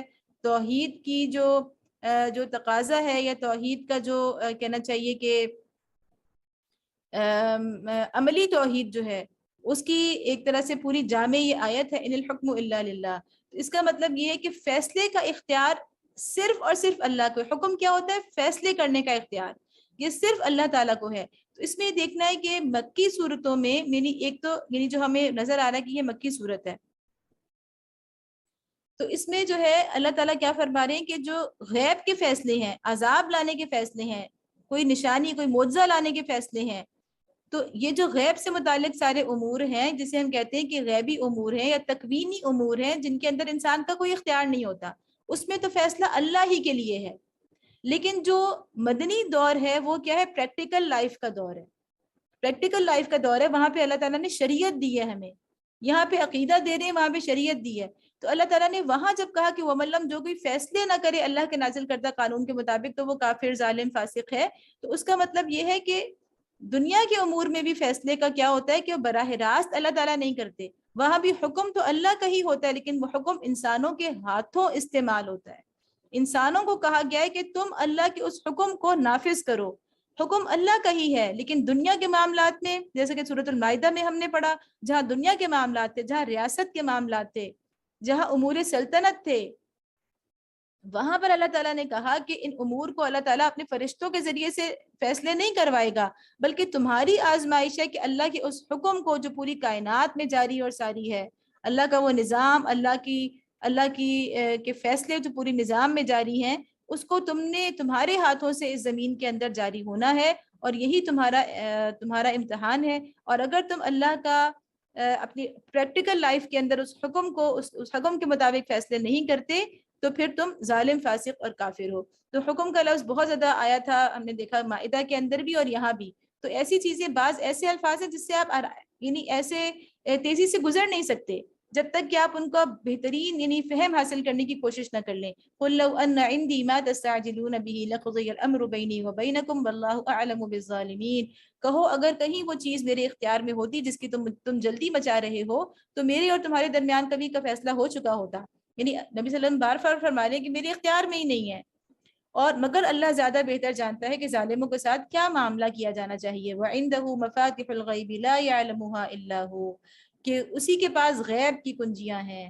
کوئی انسان، خواہ وہ پیغمبر ہو، وہ غیب کے امور میں اس کا کوئی عمل دخل نہیں ہے، جنہیں اس کے سوا کوئی نہیں جانتا. وَيَعْلَمُ مَا فِي الْبَرِّ وَالْبَحْرِ، بحر و بر میں جو کچھ ہے سب سے وہ واقف ہے. وَمَا تَسْقُطُ مِن وَرَقَةٍ إِلَّا يَعْلَمُهَا وَلَا حَبَّةٍ فِي ظُلُمَاتِ الْأَرْضِ وَلَا رَطْبٍ وَلَا يَابِسٍ إِلَّا فِي كِتَابٍ مُبِينٍ.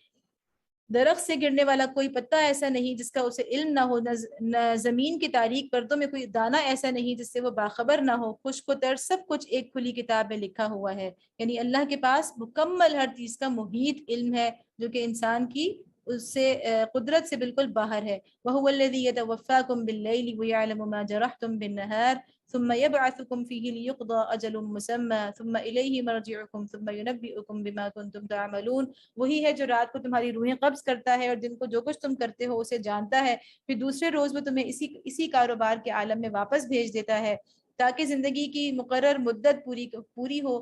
آخر کار اسی کی طرف تمہاری واپسی ہے، پھر وہ تمہیں بتا دے گا کہ تم کیا کرتے رہے ہو. وَهُوَ الْقَاهِرُ فَوْقَ عِبَادِهِ وَيُرْسِلُ عَلَيْكُمْ حَفَظًا حَتَّى إِذَا جَاءَ أَحَدَكُمُ الْمَوْتُ تَوَفَّتْهُ رُسُلُنَا وَهُمْ لَا يُفَرِّطُونَ. اپنے بندوں پر وہ پوری قدرت رکھتا ہے اور تم پر نگرانی کرنے والے مقرر کر کے بھیجتا ہے. یعنی فرشتے اللہ تعالیٰ ہر انسان پر معمور کرتا ہے جو اس کی سیکیورٹی کے لیے ہوتے ہیں، اس کی نگرانی کے لیے ہوتے ہیں. یہاں تک کہ جب تم میں سے کسی کی موت کا وقت آ جاتا ہے تو اس کے بھیجے ہوئے فرشتے اس کی جان نکال لیتے ہیں اور اپنا فرض انجام دینے میں ذرا کوتاہی نہیں کرتے. یہاں پہ آپ دیکھیے 2 مرتبہ آیا یتوفاکم، کہ اللہ نے پہلے کہا کہ رات کو اللہ تمہیں توفا یعنی وفات دیتا ہے، اور پھر اللہ تعالیٰ نے فرمایا کہ جب زندگی پوری ہو جائے گی اسی طرح رات کو سوتے ہو پھر اٹھتے ہو. نہیں، وہ جو رات کا سونا ہوتا ہے وہ ایک چھوٹی موت ہوتی ہے، وہ ایک لمبی موت کے لیے کی ایک نشانی ہے کہ کس طرح ہم جو ہے وہ اپنے شعور ہم سے چلا جاتا ہے اور کس طرح وہ ایک موت کی کیفیت ہوتی ہے. انسان اگر سوچنا چاہے تو اپنی اس طویل موت جو ہمیں جس کو ہم اصل موت سمجھتے ہیں، تو اس کو یعنی اس کو اس سے کمپیئر کر کے سمجھ سکتا ہے کہ اس کی کیفیت کیا ہوگی. تو اللہ تعالیٰ فرما رہے ہیں کہ ایک وہ موت ہوتی ہے جو روز تمہیں آتی ہے، اور وہ اسی لیے ہوتی ہے کہ تم اس سے سبق حاصل کرو، اور اگر اللہ چاہے تو اسی موت کو تمہاری مستقل موت میں کنورٹ کر سکتا ہے. لیکن اللہ تعالیٰ اپنی رحمت کی وجہ سے تمہیں پھر ایک نیا دن دیتے ہیں، ایک نئے دن تم بیدار ہو جاتے ہو اور پھر تمہارے پاس عمل کا وقت ہوتا ہے. اور پھر لیکن جب ایک آخری اس کا وقت آ جائے گا تو کیا ہوگا کہ پھر توفت ہو رسولنا، پھر اس کے فرشتے آئیں گے اور وہ تمہیں وفات دے دیں گے. اور یہاں پہ جو بار بار وفات کا لفظ آ رہا ہے تو اس کا مطلب یہ ہے کہ یہی اللہ تعالیٰ بتا رہے ہیں کہ جس طرح تم روز صبح اٹھ جاتے ہو اس طرح تم موت کے بعد بھی اٹھو گے، یہ اس کی دلیل کے طور پہ بھی آ رہا ہے. اور دوسرا جیسے میں نے بتایا کہ وفات کا جو معنی ہے وہ کلی موت کے اوپر وہ نہیں آتا، بلکہ اس میں یہ ہے کہ انسان کو اس کے جسم سے کچھ حصہ لے لیا جاتا ہے تو پھر اس کو لوٹا دیا جاتا ہے. اسی لیے اللہ تعالیٰ نے عیسیٰ علیہ السلام کے لیے جو ان کو آسمان پہ اٹھایا ان کے لیے توفا کا لفظ استعمال فرمایا ہے کہ وہ ایک مکمل موت جو ہے وہ وفات کا کے معنی میں نہیں آتی. ثم ردوا الى الله مولاهم الحق الا له الحكم وهو اسرع الحاسبين. پھر سب کے سب اللہ اپنے حقیقی آقا کی طرف واپس لائے جاتے ہیں. خبردار ہو جاؤ، فیصلے کے سارے اختیارات اسی کو حاصل ہیں. دیکھیں پھر وہی بات آئی الا له الحکم، خبردار ہو جاؤ، فیصلے کے سب اختیارات اسی کو حاصل ہیں. بظاہر تمہیں لگ رہا ہے کہ دنیا میں تمہیں اللہ تعالیٰ نے کچھ تھوڑے سے دائرے میں آزادی دے دی ہے اور وہاں تمہارا امتحان لینے کے لیے تمہیں آزادی دی ہے کہ اس دائرے میں آپ سمجھتے ہو کہ میں اپنی مرضی سے اپنے فیصلے کر رہا ہوں، لیکن اصل میں دیکھا جائے تو وہ اللہ نے صرف آزمائش کے لیے دی ہے، اور اصل میں سارے فیصلے جو ہیں وہ اللہ ہی کر رہا ہوتا ہے. اور وہ اس محدود دائرے میں جو ہمیں اللہ تعالیٰ نے آزمائش کے لیے یہ آزادی دی ہے کہ ہم خود فیصلے کر سکتے ہیں، اس میں بھی اللہ نے بتا دیا کہ تم نے کیا کرنا ہے، کہ اللہ کے حکم نازل کردہ حکم کے مطابق فیصلے کرنے ہیں. قل من ينجيكم من ظلمات البر والبحر تدعونه تضرعا وخفيا لئن انجانا من هذه لنكونن من الشاكرين. اے محمد صلی اللہ علیہ وسلم ان سے پوچھو صحرا اور سمندر کی تاریکیوں میں کون تمہیں خطرات سے بچاتا ہے؟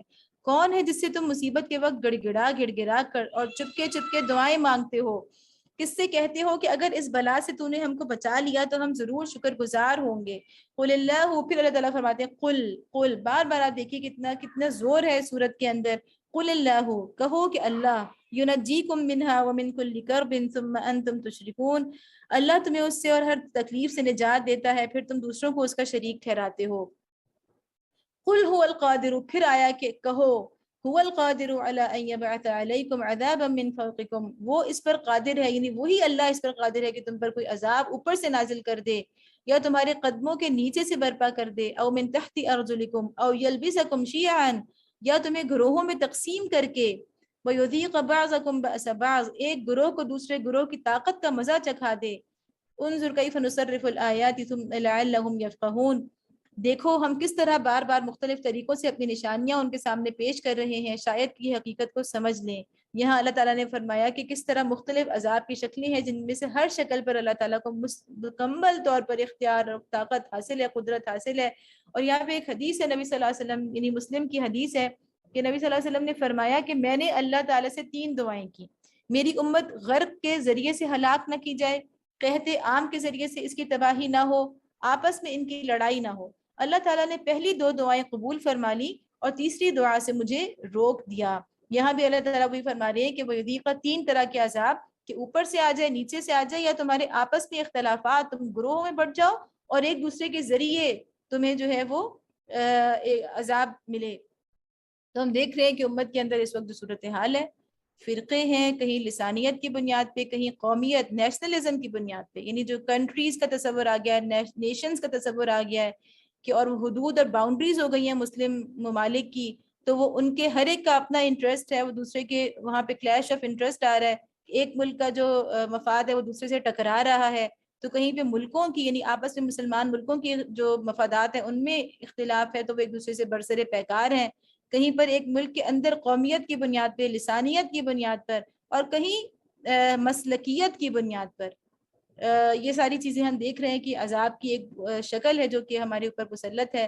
وَكَذَّبَ بِهِ قَوْمُكَ وَهُوَ الْحَقُّ قُل لَّسْتُ عَلَيْكُمْ بِوَكِيلٍ، تمہاری قوم اس کا انکار کر رہی ہے حالانکہ وہ حقیقت ہے، ان سے کہہ دو کہ میں تم پر حوالہ دار نہیں بنایا گیا ہوں.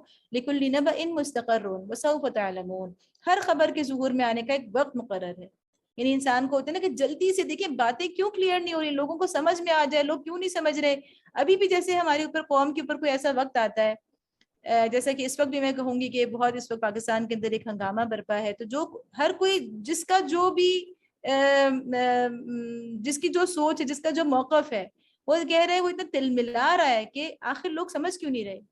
تو اللہ تعالیٰ فرما رہے ہیں کہ ہر خبر کے ظہور میں آنے کا ایک وقت مقرر ہے، ان قریب تم کو خود انجام معلوم ہو جائے گا. وَإِذَا رَأَيْتَ الَّذِينَ يَخُوضُونَ فِي آيَاتِنَا فَأَعْرِضْ عَنْهُمْ حَتَّى يَخُوضُوا فِي حَدِيثٍ غَيْرِهِ. یعنی خبر تو اپنے وقت پہ ہی کھلتی ہے، لیکن انسان کو جو اللہ نے جو صلاحیت دی ہے اس کو استعمال کرنا انسان کا کام ہے، اور حق تک پہنچنے کی کوشش کرنا انسان کا کام ہے. اور اس میں جلدی نہیں مچانی چاہیے کہ حقیقت جلدی سے کھل جائے. حقیقت اپنے ٹائم پر کھل جائے گی، لیکن آپ نے اس حقیقت تک پہنچنے کے لیے کیا کیا، اصل یہ ضروری چیز ہے. آگے اللہ تعالیٰ فرما رہے ہیں کہ اے محمد صلی اللہ علیہ وسلم، جب تم دیکھو کہ لوگ ہماری آیات پر نکتہ چینیاں کر رہے ہیں تو ان کے پاس سے ہٹ جاؤ. فَأَعْرِضْ عَنْهُمْ حَتَّى يَخُوضُوا فِي حَدِيثٍ غَيْرِهِ، ان کے پاس سے ہٹ جاؤ، اور کب تک ہٹے رہو، یہاں تک کہ وہ اس گفتگو کو چھوڑ کر دوسری باتوں میں لگ جائیں. وَإِمَّا يُنْسِيَنَّكَ الشَّيْطَانُ فَلَا تَقْعُدْ بَعْدَ الذِّكْرَىٰ مَعَ الْقَوْمِ الظَّالِمِينَ، اور اگر کبھی شیطان تمہیں بھلاوے میں ڈال دے تو جس وقت تمہیں اس غلطی کا احساس ہو جائے اس کے بعد پھر ایسے ظالم لوگوں کے پاس نہ بیٹھو. یعنی جہاں پہ آیات پر نکتہ چینیاں ہو رہی ہوں، اللہ کی باتوں کا مذاق اڑایا جا رہا ہو. یہ پہلے بھی ہم نے سورۃ النساء میں بھی اس سے ملتی جلتی آیت پڑھی ہے کہ اللہ تعالیٰ نے فرمایا کہ ایسی مجلسوں میں نہ بیٹھو، ایسے لوگوں سے کے درمیان نہ بیٹھو اور ان میں گھل مل نہ جاؤ جہاں پہ اللہ کی آیات پہ نکتہ چینیاں ہو رہی ہیں، یا تو زبان سے ہو رہی ہیں یا عملی طور پر اللہ کی آیات کا مذاق اڑایا جا رہا ہے، اور گناہوں کی مجلسیں ہیں تو ان سے اعراض کرو. ہاں اگر تمہیں شیطان بھلا دے، تم غافل ہو جاؤ تو جیسے ہی یاد آئے تو تم اٹھ جاؤ. وما علی الذین یتقون من حسابهم من شیء ولکن ذکری لعلهم یتقون. ان کے حساب میں سے کسی چیز کی ذمہ داری پرہیزگار لوگوں پر نہیں ہے. جو گناہ یہ کرتے ہیں تو ان کے گناہوں میں نیک لوگ نہیں پکڑے جائیں گے. اللہ تعالیٰ اتنا ایک اچھا اصول ہے کہ ولا تزر وازرۃ وزر اخری، جس نے بھی نیکی کی ہے وہ اسی کے کام آئے گی، جو برائی کرے گا وہ اسی کے ذمہ ہوگی. ہاں نیکی کی نصیحت کرنا، برائی سے روکنا خود ایک نیکی ضرور ہے، لیکن انسان دوسرے کے عمل میں نہیں پکڑا جائے گا. البتہ نصیحت کرنا ان کا فرض ہے، شاید کہ وہ غلط روی سے بچیں. وَذَرِ الَّذِينَ اتَّخَذُوا دِينَهُمْ لَعِبًا وَلَهْوًا وَغَرَّتْهُمُ الْحَيَاةُ الدُّنْيَا. پھر چھوڑو ان لوگوں کو جنہوں نے اپنے دین کو کھیل اور تماشا بنا رکھا ہے. پہلے اللہ تعالیٰ نے کہا تھا کہ ان لوگوں کو نہ چھوڑو، اور اب کن لوگوں کو چھوڑنے کا حکم آ رہا ہے کہ ان لوگوں کو چھوڑ دو. کن لوگوں کو؟ جو جنہوں نے اپنے دین کو بالکل ایک کھیل اور تماشا بنا رکھا ہے. تو وغرتہم الحیات الدنیا، اور جنہیں دنیا کی زندگی فریب میں مبتلا کر رہی ہے. وذکر بہ ان تبصل نفس بما کسبت. ہاں مگر یہ قرآن سنا کر نصیحت اور تنبیہ کرتے رہو کہ کوئی شخص اپنے کیے کرتوتوں کے وبال میں گرفتار نہ ہو جائے. یہاں پہ کیا اصول دیا جا رہا ہے کہ جن لوگوں نے دین کو بالکل مذاق بنایا ہوا ہے. اچھا دین کو مذاق بنانے کے نا مختلف لیولز بھی ہیں، مختلف انداز اور طریقے بھی ہیں. کچھ لوگ تو بالکل کھل کے دین کو مذاق بناتے ہیں، جو مطلب کہتے ہیں کہ یہ تو بالکل جہالت ہے، یا یہ بیکورڈ لوگ ہیں جو دین پر عمل کرنے کی بات کرتے ہیں، اور یہ پرانے وقتوں کی چیز ہے، 1400 سال پہلے کی بات تھی، آج تھوڑی یہ چل سکتا ہے. یہ ایک کھل کے کرنا ہے. لیکن بہت سی یہ والی باتیں بھی ہیں کہ دین کو اپنے مقصد کے لیے استعمال کر لینا، یعنی جہاں پہ آپ کا فائدہ ہے، جیسے کہ سورۃ البقرہ میں ہم نے شروع میں پڑھ لیا بنی اسرائیل کا رویہ، افتؤمنون ببعض الکتاب وتکفرون ببعض. اور میں سمجھتی ہوں کہ سب سے زیادہ ہم اس آیت کے کا جو کہنا چاہیے کہ مفہوم ہے وہ ہم پر فٹ آتا ہے. بہت زیادہ یہ آیت یعنی ہمارے سے متعلق ہے، اور اس لیے کہ یہ ہمارے یعنی تقریباً بہت یعنی ہر گروہ اس میں کسی نہ کسی طور پہ شریک ہو جاتا ہے کہ ہر کوئی اپنے مطلب کی بات جو ہے وہ قرآن سے لے رہا ہے، اور لیکن مکمل دین کو لینا ہر ایک کے لیے مشکل ہوا ہے. کوئی اس میں سے نیشنلزم لے رہا ہے، کوئی اس میں سے صرف عبادات لے رہا ہے، کوئی اس میں سے صوفیزم کو نکالنا چاہ رہا ہے. تو یہ ساری چیزیں جو ہیں اللہ تعالیٰ فرما رہے ہیں یہ بھی دراصل دین کا مذاق ہو گیا. آپ نے تماشا اور کھیل بنا لیا کہ آپ نے اس کے ٹکڑے ٹکڑے کر لیے، اور جو آپ کے وقتی فائدے کے لیے آپ کو جو چیز آپ کو سوٹ کر رہی تھی وہ آپ نے لے لی، اور وہاں پہ آپ نے فوراً وہ آیتیں اس سے متعلق ڈھونڈ ڈھونڈ کے وہ اس کے پوسٹرز بنا لیے، اس کے بینرز بنا لیے، سلوگنز بنا لیے.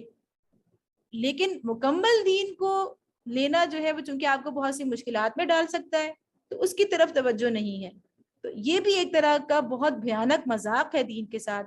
تو اللہ تعالیٰ فرما رہے ہیں کہ ایسے لوگوں کو چھوڑ دو، لیکن وہ چھوڑنا جو ہے وہ کیسا چھوڑنا ہوگا؟ وذکر بھی ہی، ایسا چھوڑنا نہیں ہے کہ ان کو نصیحت بھی نہیں کرو گے، ان سے تعلق نہ بناؤ، ان کا حصہ نہ بنو، لیکن وذکر بھی ہی ان تبصل نفس بما کسبت، کہ ان کو نصیحت ضرور کرتے رہو. کس چیز کے ذریعے سے؟ بھی اس قرآن کے ذریعے سے. بار بار یہ بات آ رہی ہے کہ اگر لوگ کھیل تماشا بنانا چھوڑیں گے، اس سے باز آئیں گے تو کیسے؟ جب قرآن کو سمجھیں گے، جب قرآن کو پڑھیں گے تو پتہ چلے گا کہ اچھا دین تو یہ بھی ہے، دین کی مکمل تصویر سامنے آئے گی.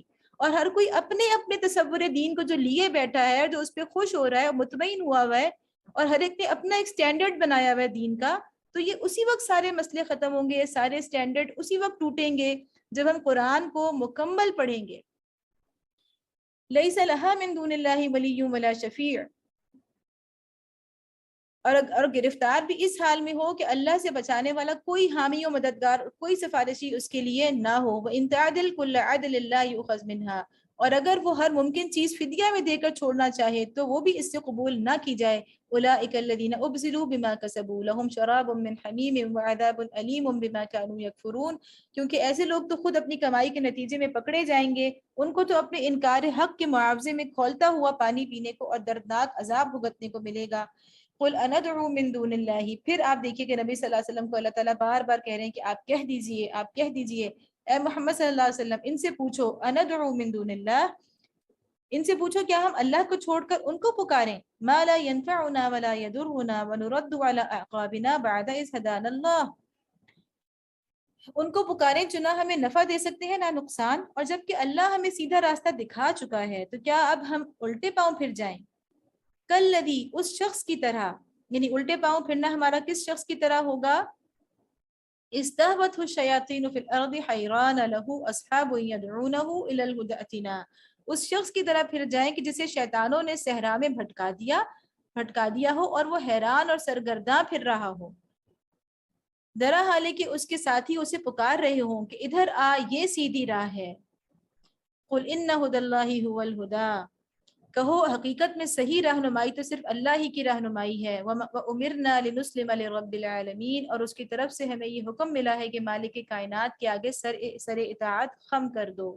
تو یہ اللہ تعالیٰ مثال، جیسے میں نے کہا نا بار بار اللہ تعالیٰ کوئی منظر کشی کرتے ہیں، کوئی کیریکٹر پیش کرتے ہیں تاکہ انسان ڈوب جائے اس کے اندر اور اس کو فیل کر سکے، اپنے جو اس کے محسوسات ہیں ان کو بھی اپنے ساتھ لے سکے قرآن کے مطالعے کے دوران، کہ ایسا شخص جو بالکل صحرا میں بھٹک گیا ہے، وہ حیران ہو رہا ہے، پریشان ہو رہا ہے کہ میں کہاں جاؤں، اسے راہ سجائی نہیں دے رہی، تو اللہ تعالیٰ فرما رہے ہیں کہ ایک دفعہ ہدایت کے اوپر آنے کے بعد اگر آپ پلٹیں گے تو آپ کا بھی حال اسی طرح ہوگا کہ آپ پوری زندگی کنفیوز بھی رہیں گے، سمجھ نہیں آئے گی کہ ہم ادھر جائیں کہ ادھر جائیں۔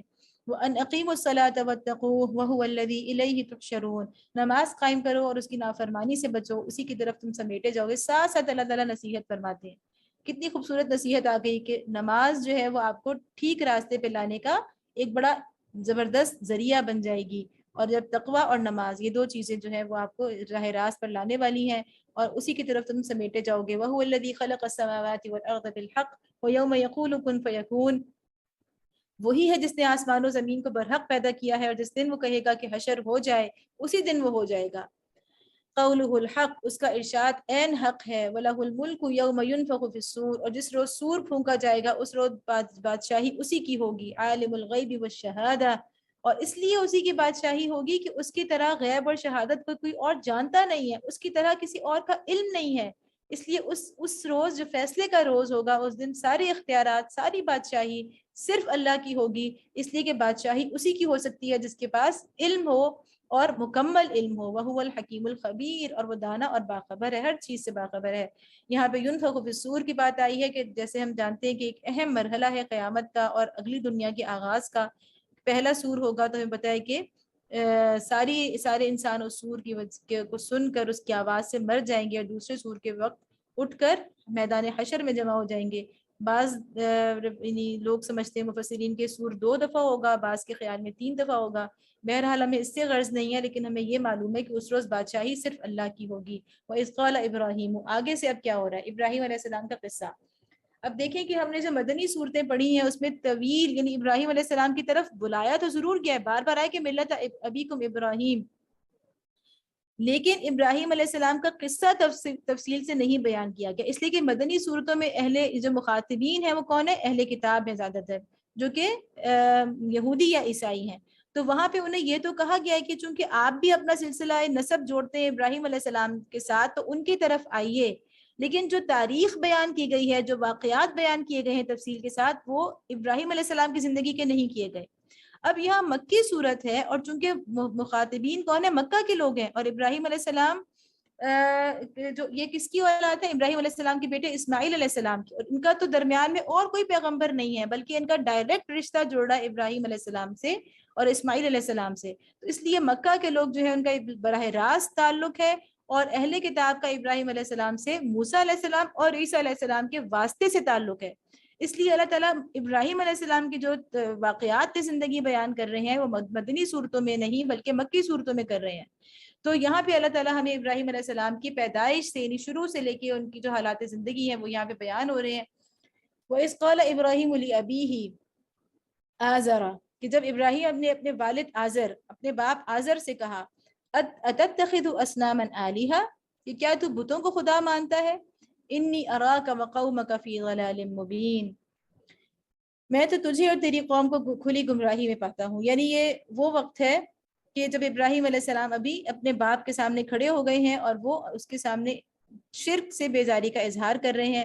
اچھا یہاں پر تھوڑا سا تفہیم القرآن کے اندر بہت تاریخ جو جدید دور کے جو تاریخ دان ہیں، جو محققین ہیں، انہوں نے جو کچھ دیکھا ہے اس علاقے کے بارے میں. ابراہیم علیہ السلام کا جو وطن تھا عراق کا ایک شہر، اور جو اس وقت عراق کے اندر آتا ہے، تو اس کے بارے میں انہوں نے جتنی بھی ریسرچ کی ہے، تو اس کا تفہیم القرآن میں ایک کتاب جو ہے ابراہم کے نام سے کتاب ہے، تو اس کے حوالہ دیا گیا ہے کہ اس کے اندر جو تحقیقات اور جو باتیں بتائی گئی ہیں اس دور کے حوالے سے، وہ کچھ یوں ہیں. اہم باتیں جو معلوم ہوتی ہیں اس علاقے کے بارے میں، وہ یہ ہے کہ وہ جو تھا وہ ایک بہت بڑا صنعتی اور تجارتی مرکز تھا. یعنی ہمارے ذہن میں پتہ نہیں، یعنی ہے نا کہ ہمیں لگتا ہے کہ اچھا وہ 4000 سال پہلے ابراہیم علیہ السلام، تو وہ تو کوئی پتہ نہیں اسٹون ایج ہوگا کچھ اس طرح سے. اور ظاہر ہے وہ باتیں ہمیں جیسے ہی ہم تصور میں ایسے لے آتے ہیں تو اپنے آپ سے بہت ہمیں irrelevant لگنی شروع ہو جاتی ہیں چیزیں. تو ہمیں جو تاریخ موجودہ دور کی، یعنی یہ آپ کو، یعنی یہ 20th سینچری میں کتاب لکھی گئی ہے، اور اس میں جو ریسرچ ہوئی ہے اس علاقے کے بارے میں، اس سے یہ چیزیں پتہ چلتی ہیں کہ وہ جو شہر تھا وہ ایک بہت بڑا صنعتی اور تجارتی مرکز تھا. ٹھیک ہے. دوسرا یہ پتہ چلتا ہے اس معاشرے کے بارے میں کہ وہ ایک طبقاتی معاشرہ تھا وہاں پہ. یعنی جیسے کلاسز ہوتی ہیں نا، مختلف طبقات ہوتے ہیں، جیسے ہم دیکھتے ہیں ہندوؤں کے اندر بھی بہت زیادہ کلاس ڈفرینس جو ہے وہ ہے کہ اچھوت اور اس طرح ان کے الگ الگ. تو یہاں بھی وہی تھا کہ ایک سب سے اوپر کے جو لوگ تھے حکمران طبقہ، وہ الگ ایک کلاس تھی. پھر اس کے بعد درمیانہ طبقہ جو ہوتا ہے جیسے تجارت کرنے والے اور فوج میں جو لوگ ہوتے ہیں عام طور پہ، اور اس کے بعد سب سے نچلا طبقہ جو تھا وہ بالکل اس کو کمزور حیثیت حاصل تھی. تو یہ بھی اس طرح کا معاشرہ تھا. پھر یہ پتہ چلتا ہے کہ ان کے یہاں شرک جو ہے وہ بہت زیادہ اپنی عروج پہ پہنچ چکا تھا. تقریباً 5000 خداؤں کو یہ مان رہے تھے. اچھا لیکن پتہ چلتا ہے ہمیں قرآن سے ہی پتہ چلے گا اگلی آیات سے کہ اللہ کا انکار نہیں کرتے تھے. اور یہ ساری باتیں آپ دیکھیں کہ مکہ کے لوگوں سے کچھ نہ کچھ مل رہی ہیں. عرب، چونکہ عرب کو اگر آپ پورا لیں تو چونکہ پورا عرب ہی کوئی سویلائزڈ نہیں تھا، لیکن جو مکہ تھا اس کے اندر وہ تجارت کا مرکز تھا خانہ کعبہ کی وجہ سے. ٹھیک ہے. اسی طرح ہم دیکھیں کہ طبقات بہرحال اس طرح تو بہت زیادہ اس میں نہیں تھے، لیکن کچھ نہ کچھ. اچھا جو شرک تھا وہ بھی مکہ کے اندر ہم دیکھ رہے ہیں کہ ان میں خانہ کعبہ کے اندر بھی 360 بت رکھے ہوئے تھے اور ہر چیز کا الگ بت. تو شرک میں بھی یہ ان سے ملتے تھے. اللہ کا انکار انہوں نے بھی نہیں کیا تھا، مکہ کے مشرکین نے بھی اللہ کا انکار کبھی نہیں کیا تھا، البتہ شریک کرتے تھے. اسی طرح بادشاہ خدا کا نمائندہ، یہ جو چیز ہے نا، یہ آپ دیکھیں گے کہ ہر قوم میں آپ کو یہ پرانے زمانے سے لے کے جدید دور تک آپ کو لگے گا کہ یہ چیز چلی آ رہی ہے کہ انسان نے ہمیشہ کیا کیا ہے کہ بادشاہ جو ہوتا ہے وہ خدا کا نمائندہ. یعنی ہمیشہ جیسے ہم نے پڑھا تھا سورۃ البقرہ کے اندر بھی کہ جو سپر نیچرل ورلڈ ہے اس کے اندر تو ہر کوئی سمجھتا ہے کہ ہاں اللہ تعالیٰ ہی اس کا نظام چلا رہے ہیں. اسی طرح جو پوری کائنات ہے اس کو بھی یہ سمجھا جاتا ہے کہ ہاں یہاں پر سارا کچھ جو ہے وہ اللہ ہی کر رہا ہے. لیکن زمین کے بارے میں جو خود بادشاہ ہوتے ہیں وقت کے، جو بڑے ہوتے ہیں، وہ یہ کہتے ہیں کہ یہاں پر خدائی ہمارے ہاتھ میں ہے. اور پھر چونکہ وہ اس کا جواز پیش نہیں کر سکتے اور انسانوں کے لیے انہوں نے کوئی ایسی اپنے لیے کوئی مضبوط سہارا لینا ہوتا ہے کہ انسان ہماری بات مانے اور ہماری بات ماننے پہ مجبور ہو جائے، تو اس کی وجہ سے کیا ہوتا ہے کہ وہ خدا کو اپنے ساتھ جوڑتے ہیں کسی نہ کسی شکل میں. خدا کو جب جوڑتے ہیں تو وہ کہتے ہیں کہ ہم زمین پر خدا کے نائب ہیں. ٹھیک ہے. اچھا اس کے بعد کیا ہوتا ہے کہ وہ سارے اختیارات اپنی بادشاہت کے بھی اور مذہبی بھی سارے اپنے پاس جمع کرنے شروع کر دیتے ہیں. تو اس سے کیا پتہ چلتا ہے کہ جو مندر ہوتا ہے، یعنی جو چرچ ہو گیا، عیسائیت میں بھی آپ دیکھیں جو تھیوکریسی کا تصور ہے، جس کو شکست دی اور جس کو شکست دینے کی وجہ سے ہی جو جدید مغربی تہذیب ہے وہ اسی سے جنگ کے نتیجے میں، اسی سے بغاوت کے نتیجے میں پیدا ہوئی ہے. کیونکہ چرچ نے اسی طرح کا ایک نظام بنا لیا تھا کہ وہ چرچ یعنی جو ہوتا تھا وہ اور بادشاہ دونوں مل کے عوام کا استحصال کر رہے تھے، انہیں ایکسپلائٹ کر رہے تھے. ٹھیک ہے. تو ہمیشہ یہ ہوتا ہے کہ مذہب اور بادشاہت ان دونوں کو سے مل کے لوگ جو ہیں وہ طاقت کا بھی مرکز بنا لیتے ہیں، سارے مال اور جائیداد اور اختیارات کا مرکز بھی بنا لیتے ہیں. پھر جس طرح سے مرکز بناتے ہیں کہ وہاں سے جو جتنے بھی نذرانے دیے جاتے ہیں، کفارے کا جیسے کرسچینٹی میں تصور تھا کہ آپ نے گناہ بخشوانے ہیں تو آپ اتنا جو ہے وہ آپ دیں گے، پوپ کو جا کے آپ اتنی رقم دیں گے. تو یہ ساری چیزیں کیا ہوتی ہیں کہ مال کا بھی رخ اپنی طرف کرنا، اختیارات کا رخ بھی اپنی طرف کرنا، اور مال کو اور اختیارات کو سب کو ایک جگہ جمع کر لینا. کس کے اندر؟ بادشاہ کے اندر اور مذہب کے اندر، اور بادشاہ اور مذہب مل کے ایک ہی چیز بن جاتے ہیں. تو یہ جو چیز ہوتی ہے کہ اسے جب کہتے ہیں کہ مذہبی بادشاہت بن جاتی ہے، جسے ہم دیکھتے ہیں کہ پاپائیت یا تھیوکریسی جو ہے کرسچینٹی کا تصور، تو یہی تصور بالکل اس وقت عراق کے میں جو ابراہیم علیہ السلام جہاں پیدا ہوئے تھے ان کے علاقے میں بھی یہی تھا کہ وہ جو بادشاہ تھا وہ اپنے آپ کو اللہ کا، یعنی اللہ کا تو نہیں ہم کہہ سکتے، خدا کا، جس کو وہ خدا مانتے تھے، تو اس کا ہی وہ اپنے آپ کو نمائندہ کہتا تھا. اور جو مندر تھا وہ مندر جو تھا وہ تجارت کا مرکز ہوتا تھا. اور اسی طرح سے مندر کے اندر اسی طرح ہندوؤں کا بھی آپ دیکھیں گے، جو سومناتھ کا مندر جب ٹوٹا تھا تو ہمیں پتہ ہے نا کس قدر اس کے اندر سے ہیرے جواہرات اور سونا چاندی، تو یہ کیا ہوتا ہے کہ سیچوریشن ہو جاتی ہے دولت کی بھی اور اختیارات کی بھی ایک جگہ پر. اور وہ کون سی جگہ ہوتی ہے؟ جہاں پہ مذہب اور بادشاہت کو لا کے اکٹھا کر دیا جاتا ہے، اور وہاں پہ اختیارات کی اور دولت کی دونوں کو وہاں پہ لا کے جمع کر دیا جاتا ہے. تو یہ دراصل کیوں انسان بناتے ہیں سارا چکر، کہ وہ اس لیے بناتے ہیں کہ وہ انسان عام عوام کو اپنے اس سے یعنی ایک طرح سے جکڑ کے رکھیں اور ان کو ایکسپلائٹ کریں اور ان کے اوپر حکومت اپنی کریں.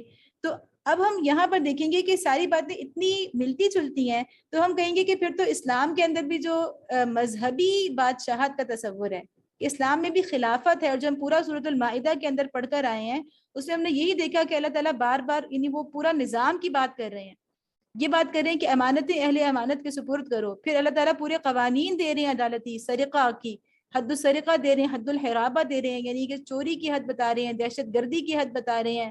اسی طرح اللہ تعالیٰ یعنی کہ وَمَن لَّمْ يَحْكُم بِمَا أَنزَلَ اللَّهُ، کہ آپ کی کورٹس کے اندر اگر آپ کی پارلیمنٹ کے اندر کوئی قانون نہیں بنے گا جو اللہ کے نازل کردہ اس کے خلاف ہو، اور نہ ہی عدالتیں فیصلہ کریں گی اللہ کے نازل کردہ قانون کے خلاف، ورنہ آپ کافر ہیں، فاسق ہیں، ظالم ہیں. اس سب کا تعلق ظاہر ہے کہ حکومت اور حکمرانی کے ساتھ ہے. تو ہم دیکھ رہے ہیں کہ اسلام میں بھی تو سیاست اور دین اکٹھے ہیں. تو ہمیں کیسے پتا چلے گا کہ کرسچینٹی کی جو تھیوکریسی تھی وہ تو غلط تھی، یا ابراہیم علیہ السلام کے دور میں جو بادشاہت تھی اور مذہب اور بادشاہت جو اکٹھے ہوئے تھے، مذہبی طبقہ اور بادشاہت ایک ہی تھے، تو وہ تو غلط تھی. لیکن اسلام میں جب مذہب اور بادشاہت اکٹھی ہوتی ہے تو وہ بالکل نہ صرف جائز بلکہ وہ عین مطلوب بن جاتی ہے. تو ہم کیسے کہیں گے، ہم کہیں گے اچھا یہ تو پھر غلط ہے.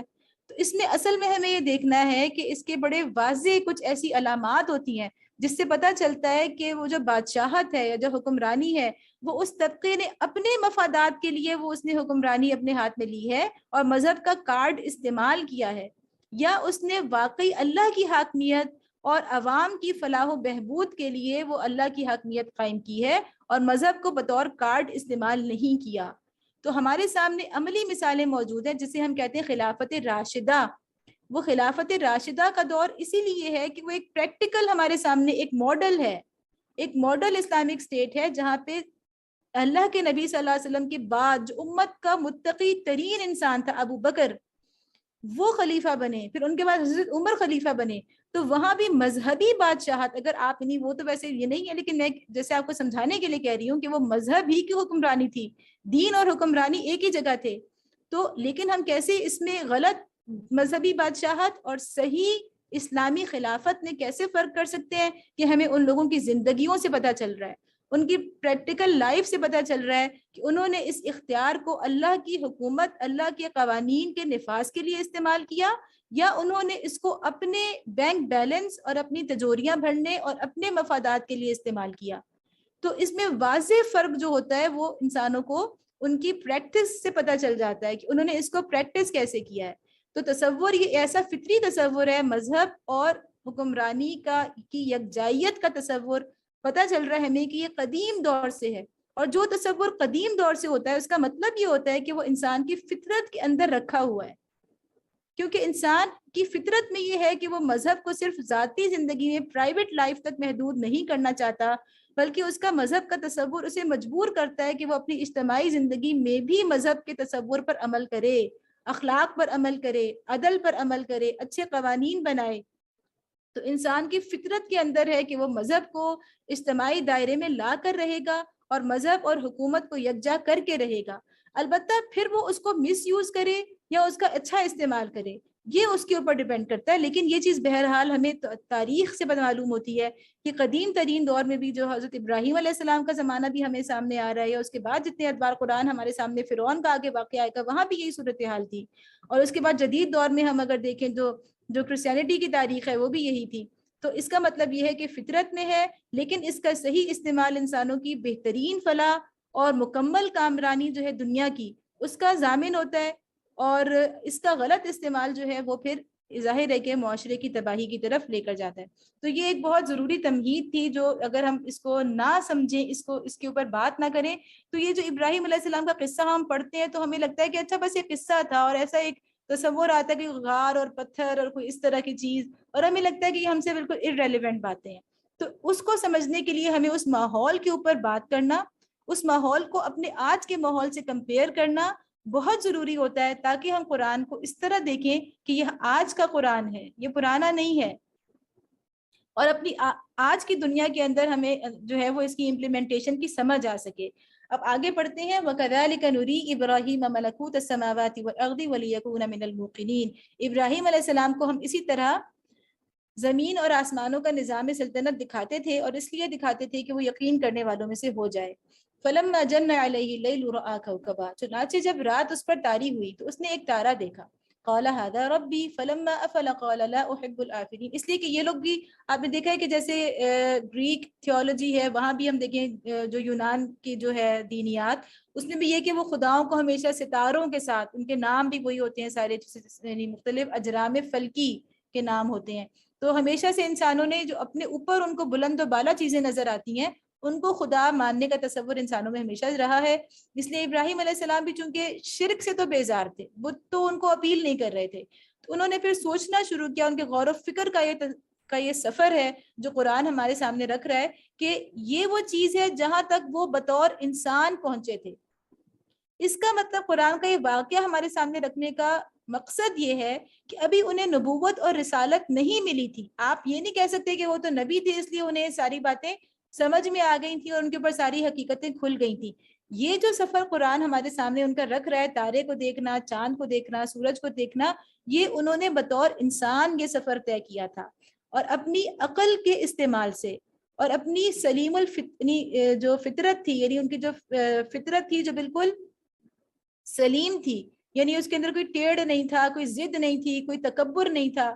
تو اپنی اس سلیم فطرت کی بدولت اور اپنی سلیم عقل کی بدولت انہوں نے ایک انسان کے طور پر یہ سفر طے کیا تھا. اور اس کو ہمارے سامنے رکھنے کا مقصد اللہ تعالیٰ کا یہ ہے کہ آج ہم بھی بطور انسان یہ سفر طے کر کے اللہ کی توحید تک پہنچ سکتے ہیں. پھر جب انسان اللہ کی توحید تک پہنچ جاتا ہے تو آگے پھر اس کی رہنمائی کے لیے اللہ تعالیٰ کہ اچھا اب پریکٹیکل لائف میں کرنا کیا ہے. یہ تو پتہ چل گیا کہ ایک ہی رب ہے, لیکن عملی زندگی میں اس رب کی رضا کے حصول کا رستہ کون سا ہے, وہاں سے پھر رسالت کا کام شروع ہو جاتا ہے. یہ موضوع قرآن میں مختلف انداز سے ریپیٹ ہوا ہے, جیسا کہ سورۃ آل عمران کا آخری رکوع پڑھاتے ہوئے بھی میں نے آپ کو بتایا تھا کہ وہاں بھی یہی سفر اللہ تعالیٰ نے اس کے مراحل بیان کیے, کس طرح انسان اپنی عقل, وہاں پہ آیا تھا کہ یتفکرون فی خلق السماوات والارض, اور اس کے بعد یہ تھا کہ ان فی خلق السماوات والارض واختلاف اللیل والنہار لآیات لأولی الالباب, یعنی اس پہ ذکر تھا عقل کا بھی اور فکر کا بھی, کہ ان دو چیزوں کے ذریعے, عقل کے ذریعے, تفکر کے ذریعے اور ذکر کے ذریعے انسان جو ہے وہ توحید تک پہنچ سکتا ہے. اس کے بعد جو پریکٹیکل لائف کی بات آتی ہے تو وہاں اس کو رسولوں کی لائی ہوئی ہدایت کی, ان کتابوں کی ضرورت پڑتی ہے جو کہ رسول لے کر آئے ہیں. تو یہ ابراہیم علیہ السلام کا جو سفر ہے یہ بطور انسان ہے, بطور رسول نہیں ہے. چنانچہ جب رات اس پر تاری ہوئی تو اس نے ایک تارا دیکھا, کہا یہ میرا رب ہے, مگر جب وہ ڈوب گیا تو بولا ڈوب جانے والوں کا تو میں گرویدہ نہیں ہوں. جو ڈوب جائے, جس کو زوال ہو, وہ خدا نہیں ہو سکتا. فلما رأى القمر بازغا قال هذا ربي. پھر جب چاند چمکتا نظر آیا تو کہا یہ ہے میرا رب, مگر جب وہ بھی ڈوب گیا فلما افل قال لئن لم يهدني ربي لأكونن من القوم الضالين. پھر جب چاند کو دیکھا پھر وہ بھی ڈوب گیا تو کیا کہا کہ میرا رب, اچھا مگر جب وہ بھی ڈوب گیا تو کہا اگر میرے رب نے میری رہنمائی نہ کی ہوتی تو میں بھی گمراہ لوگوں میں شامل ہو گیا ہوتا. تو یہاں انہیں ضرورت محسوس ہوئی کہ کوئی مجھے میری رہنمائی کرے. فلما رأى الشمس بازغة قال هذا ربي هذا اکبر. پھر جب سورج کو روشن دیکھا تو کہا یہ ہے میرا رب, یہ سب سے بڑا ہے. فلما افلت قال یا قوم انی بریء مما تشرکون، اگر جب وہ بھی ڈوبا تو ابراہیم علیہ السلام پکار اٹھا، اے برادران قوم میں ان سب سے بیزار ہوں جنہیں تم خدا کا شریک ٹھہراتے ہو، انی وجہت وجہی للذی فطر السماوات والارض حنیفا وما انا من المشرکین، میں نے تو یکسو ہو کر اپنا رخ اس ہستی کی طرف کر لیا جس نے زمین اور آسمانوں کو پیدا کیا ہے، اور میں ہرگز شرک کرنے والوں میں سے نہیں ہوں۔ تو یہ وہ ہے کہ کس طرح توجہت وجہی للذی کا مطلب یہ کہ خالص کر کے اپنا رخ صرف اللہ کی طرف کر لیا، ادھر ادھر کی زندگی، ادھر ادھر کی ساری سوچوں کو چھوڑ کے اللہ کی طرف یکسو ہو گئے۔ اچھا، یہاں پر بڑا خوبصورت ایک ترتیب ہے، اگر آپ دیکھیں تو سورۃ الانعام مکی ہے، اور سورۃ الانعام کے بالکل درمیان میں تقریباً یہ آیت آ رہی ہے، ابراہیم علیہ السلام کی کا یہ واقعہ آ رہا ہے، اور پھر اس کے بعد جو ہے اس سے پہلے مشرکین کی بات ہے، آگے بھی ظاہر مشرکین ہی مخاطب ہیں کیونکہ یہ مکی صورت ہے، اور پھر جب یہ صورت ختم ہوگی تو پھر آخر میں اللہ تعالیٰ ابراہیم علیہ السلام کی مثال ایک اور بہت ہی خوبصورت اور جاندار انداز سے ہمارے سامنے پیش فرمائیں گے۔ اور جو دو بڑے بڑے حصے بن رہے ہیں اس صورت کے، یعنی درمیان میں ابراہیم علیہ السلام کا تذکرہ اور آخر میں ابراہیم علیہ السلام کا تذکرہ، تو اس میں مجھے جیسے ایک سمجھ میں آتی ہے چیز کہ پہلے اللہ تعالیٰ ان کی وہ عقیدے کی بات کر رہے ہیں، توحید اور آخرت کے دلائل کی بات ہو رہی ہے، اعتراضات کے جواب دیے جا رہے ہیں، اور جو بعد والا اس صورت کا حصہ ہے، اگلا حصہ جو صورت کا ہے، اس میں ان کی پریکٹیکل لائف کی بات ہو رہی ہے کہ انہوں نے جو شریعت تھی، یعنی پہلے عقیدہ اور پھر شریعت، تو جو ان کی شریعت تھی اس کی انہوں نے کس قدر اپنے لیے تنگ کر لیا تھا، کس قدر اس کی شکل بگاڑ لی تھی۔ تو پہلے اللہ تعالیٰ عقیدے کی اصلاح فرما رہے ہیں، اور سورت کے دوسرے حصے میں اللہ تعالیٰ ان کی شریعت کی اصلاح فرما رہے ہیں۔ وَحَاجَّهُ قَوْمُهُ قَالَ أَتُحَاجُّونِّي فِي اللَّهِ وَقَدْ هَدَانِ، اس کی قوم اس سے جھگڑنے لگی تو اس نے قوم سے کہا کیا تم لوگ اللہ کے معاملے میں مجھ سے جھگڑتے ہو؟ وَلَا أَخَافُ مَا تُشْرِكُونَ بِهِ إِلَّا أَن يَشَاءَ رَبِّي شَيْئًا وَسِعَ رَبِّي كُلَّ شَيْءٍ عِلْمًا أَفَلَا تَتَذَكَّرُونَ، حالانکہ اس نے مجھے راہ راست دکھا دی ہے، اور میں تمہارے ٹھہرائے ہوئے شریکوں سے نہیں ڈرتا۔ ہاں، اگر میرا رب کچھ چاہے تو وہ ضرور ہو سکتا ہے، میرے رب کا علم ہر چیز پر چھایا ہوا ہے، پھر کیا تم ہوش میں نہ آؤ گے؟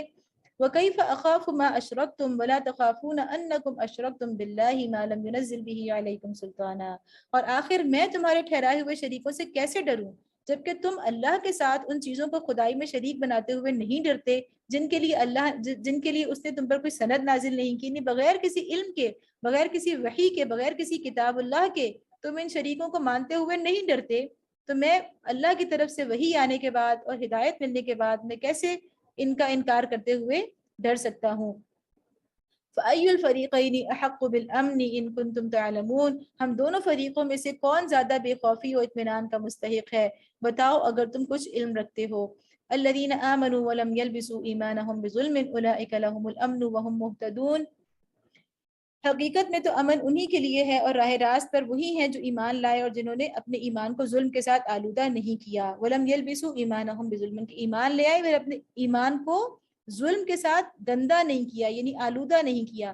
تو یہ آیت پڑھ کے بھی صحابہ کرام بہت پریشان ہوئے تھے کہ ایمان تو ہم لے آئے ہیں لیکن ہم اپنے ایمان کے ساتھ کچھ نہ کچھ کمزوریاں، گناہ، خطائیں ہم سے ہو جاتی ہیں، تو اس کا مطلب ہے کہ ہم بھی ظلم سے جو ہے اس کو وہ کر رہے ہیں، گندا کر رہے ہیں۔ تو نبی صلی اللہ علیہ وسلم نے اس کی وضاحت فرمائی تھی کہ یہاں پہ اللہ کی مراد ظلم سے شرک ہے، اور سورۃ لقمان کی آیت نبی صلی اللہ علیہ وسلم نے پیش فرمائی تھی اس کی تفسیر میں کہ ان الشرک لظلم عظیم، اللہ تعالیٰ نے شرک کو کہا ہے کہ وہ سب سے بڑا ظلم ہے، تو یہاں پہ ظلم سے مراد شرک ہے کہ اپنے ایمان کے بعد اس میں پھر شرک نہیں کرتے۔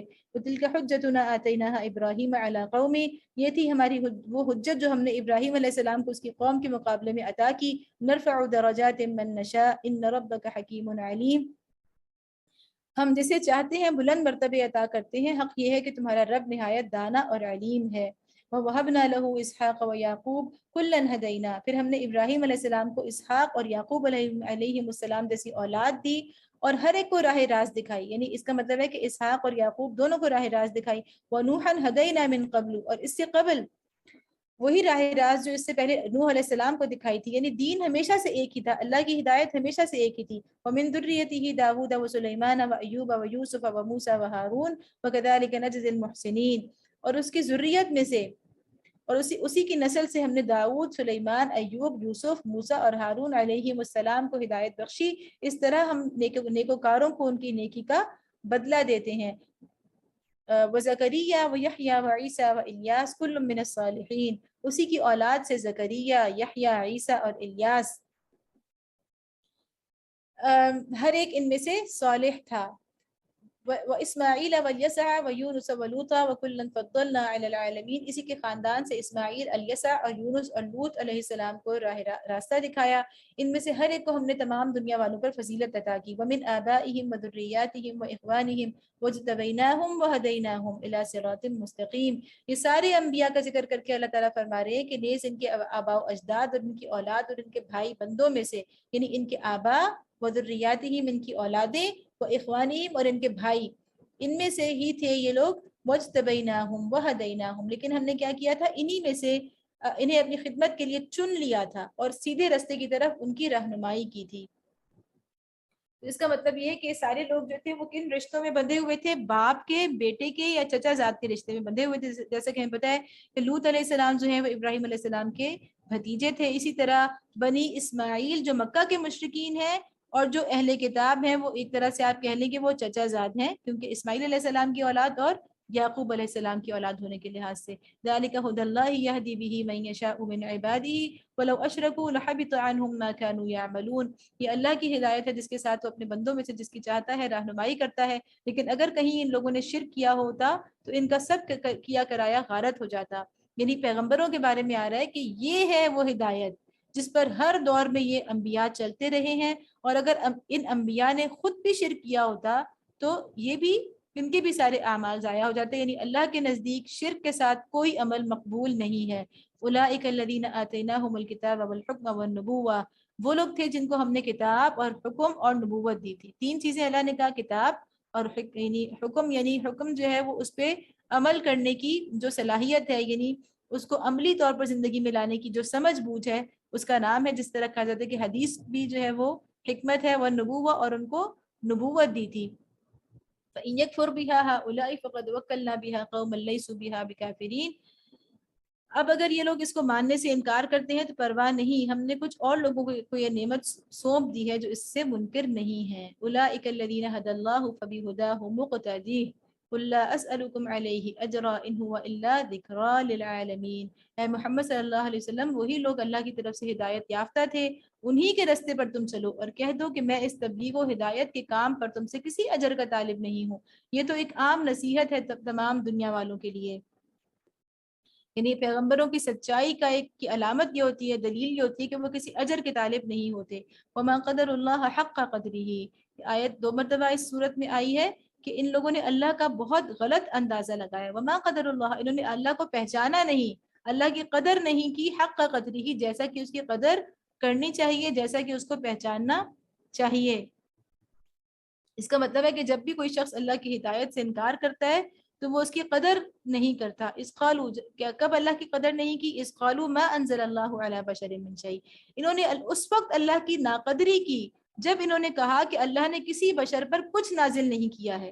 یعنی جب ان سے پوچھا جاتا تھا، یعنی یہ بھی تھا کہ جب مشرکین مکہ یہود سے پوچھتے تھے کہ بھئی تمہارے پاس تو پہلے کی کتاب ہے، تم بتاؤ کہ واقعی یہ قرآن صحیح ہے، تو وہ بعض دفعہ یہ کہتے تھے کہ نہیں، کچھ بھی اللہ نے نازل نہیں کیا. یعنی یہ یہود کی طرف بھی بعض مفسرین نے کہا ہے کہ اشارہ ہے، بعض نے کہا ہے کہ مشرکین کے بارے میں ہے کہ وہ کہتے تھے کہ سرے سے کچھ نازل ہی نہیں کیا اللہ نے، یا اللہ تعالیٰ نازل نہیں کر سکتا.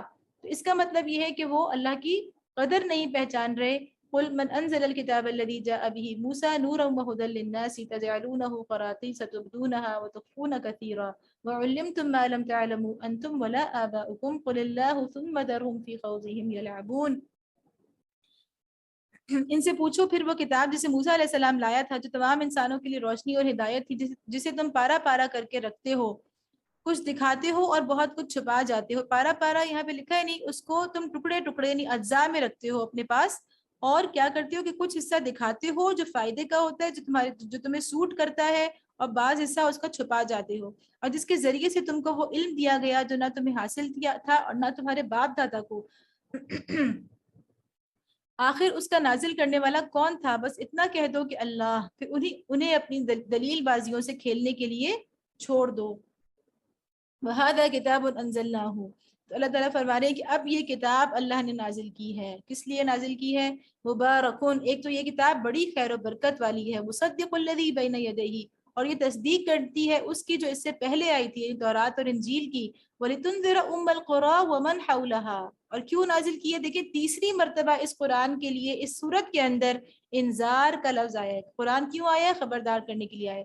وَلِتُنذِرَ أُمَّ الْقُرَىٰ، أُمَّ الْقُرَىٰ یعنی مکہ، یعنی سارے شہروں کی ماں. تو مکہ چونکہ عرب کا مرکز تھا، اسے ام القریٰ کہا جاتا تھا. اللہ تعالیٰ فرما رہے ہیں کہ ام القریٰ کے لوگوں کو بھی، اور ومن حولہا، اور جو اس کے آس پاس ہیں. یہاں سے اشارہ ملتا ہے کہ اب نبی صلی اللہ علیہ وسلم کی دعوت جو ہے وہ ام القریٰ یعنی مکہ سے باہر جائے گی. والذین یؤمنون بالآخرۃ یؤمنون بہ وہم علی صلاتہم یحافظون. اور اس لیے نازل کی گئی ہے کہ اس کے ذریعے سے تم بستیوں کے اس مرکز یعنی مکہ کو اور اس کے اطراف میں رہنے والوں کو متنبہ کرو. جو لوگ آخرت کو مانتے ہیں وہ اس کتاب پر ایمان لاتے ہیں، اور ان کا حال یہ ہے کہ اپنی نمازوں کی پابندی کرتے ہیں. ومن أظلم ممن افترى على الله كذبا أو قال أوحي إلي ولم يوحى إليه شيء ومن قال سأنزل مثل ما أنزل الله. اور اس شخص سے بڑا ظالم اور کون ہوگا جو اللہ پر جھوٹا بہتان گھڑے یا کہے کہ مجھ پر وحی آئی ہے، ذرا حال کہ اس پر کوئی وحی نازل نہ کی گئی ہو. یعنی جھوٹی نبوت کا دعویٰ کرے، یا جو اللہ کی نازل کردہ چیز کے مقابلے میں کہے کہ میں بھی ایسی چیز نازل کر کے دکھا دوں گا. یعنی مشرکین میں سے وہ بڑے دعوے کرتے تھے کہ تو ہم بھی اس طرح کی چیز لا سکتے ہیں. کاش تم ظالموں کو ولو ترى اذ الظالمون في غمرات الموت والملائكة باسطوا ايديهم اخرجوا انفسكم اليوم تجزون عذاب الهون بما كنتم تقولون على الله غير الحق وكنتم عن آياته تستكبرون. کاش تم ظالموں کو اس حالت میں دیکھ سکو جبکہ وہ سکرات موت میں ڈبکیاں کھا رہے ہوتے ہیں. یہ نزا کے وقت کی بات ہے کہ کس طرح ڈبکیاں ہی نہیں نکلتے ہیں اس حالت سے، پھر جاتے ہیں اندر پھر نکلتے ہیں. وہ جو تکلیف کا اندازہ اللہ تعالیٰ کروا رہے ہیں کہ جو موت کے وقت کی تکلیف ہوتی ہے، اور فرشتے ہاتھ بڑھا بڑھا کر کہہ رہے ہوتے ہیں اس نزا کے عالم میں کہ لاؤ نکالو اپنی جان، اخرجوا انفسکم. آج تمہیں ان باتوں کی پاداش میں ذلت کا عذاب دیا جائے گا جو تم اللہ پر تہمت رکھ کر ناحق بکا کرتے تھے اور اس کی یہ آیات کے مقابلے میں سرکشی دکھاتے تھے. یہاں سے ہمیں جو قبر کا عذاب ہے، یہ عالم برزخ کی جو زندگی ہے اور اس میں عذاب اور ثواب کا ایک تصور ہے، اس سے اس کا پتہ چلتا ہے کہ جیسی فرشتوں نے جان نکالی اس وقت سے ہی عذاب شروع ہو جاتا ہے، جبکہ قیامت تو اس کے بہت بعد میں جا کے اللہ کے حکم سے برپا ہوگی. وَلَقَدْ جِئْتُمُونَا فُرَادَىٰ كَمَا خَلَقْنَاكُمْ أَوَّلَ مَرَّةٍ وَتَرَكْتُم مَّا خَوَّلْنَاكُمْ وَرَاءَ ظُهُورِكُمْ. اور اللہ فرمائے گا لو اب تم ویسے ہی تنہا ہمارے سامنے حاضر ہو گئے جیسا ہم نے تمہیں پہلی مرتبہ اکیلا پیدا کیا تھا. جو کچھ ہم نے تمہیں دنیا میں دیا تھا وہ سب تم پیچھے چھوڑ آئے ہو، یعنی اکیلے اللہ کے سامنے حاضر ہو جاؤ گے. وما نرى معكم شفعاءكم الذين زعمتم انهم فيكم شركاء لقد تقطع بينكم وضل عنكم ما كنتم تزعمون. اور اب ہم تمہارے ساتھ تمہارے ان سفارشیوں کو بھی نہیں دیکھتے جن کے متعلق تم سمجھتے تھے کہ تمہارے کام بنانے میں ان کا بھی کچھ حصہ ہے. تمہارے آپس کے سب رابطے ٹوٹ گئے اور وہ سب تم سے گم ہو گئے جن کا تم زعم رکھتے تھے. یہاں جو ہے نا لقد تقطع بینکم کہ سارے رابطے ٹوٹ جانا، سارے جو ہمارے کنیکشنز ہیں وہ ڈس ایبل ہو جاتے ہیں. ہم آج جو کنیکٹیوٹی کا دور ہے جس میں ہم اس وقت رہ رہے ہیں، اس میں ہم تصور کر سکتے ہیں کہ اگر ہم کسی بھی حادثے کا یا کسی پریشانی کا شکار ہو جاتے ہیں خدا نخواستہ، اور اس وقت ہمارے جو موبائل فونز ہیں وہ بالکل ڈسکنیکٹ ہو جائے تو ہماری کیا حالت ہوتی ہے کہ ہم کہاں سے کسی کو مدد کے لیے بلا لیں. اللہ تعالیٰ فرما رہے ہیں قیامت کے روز کوئی رابطہ نہیں ہوگا، کسی سے کوئی رابطہ نہیں ہوگا، بالکل اللہ کے سامنے ایک اکیلے کھڑے ہوئے ہوگے.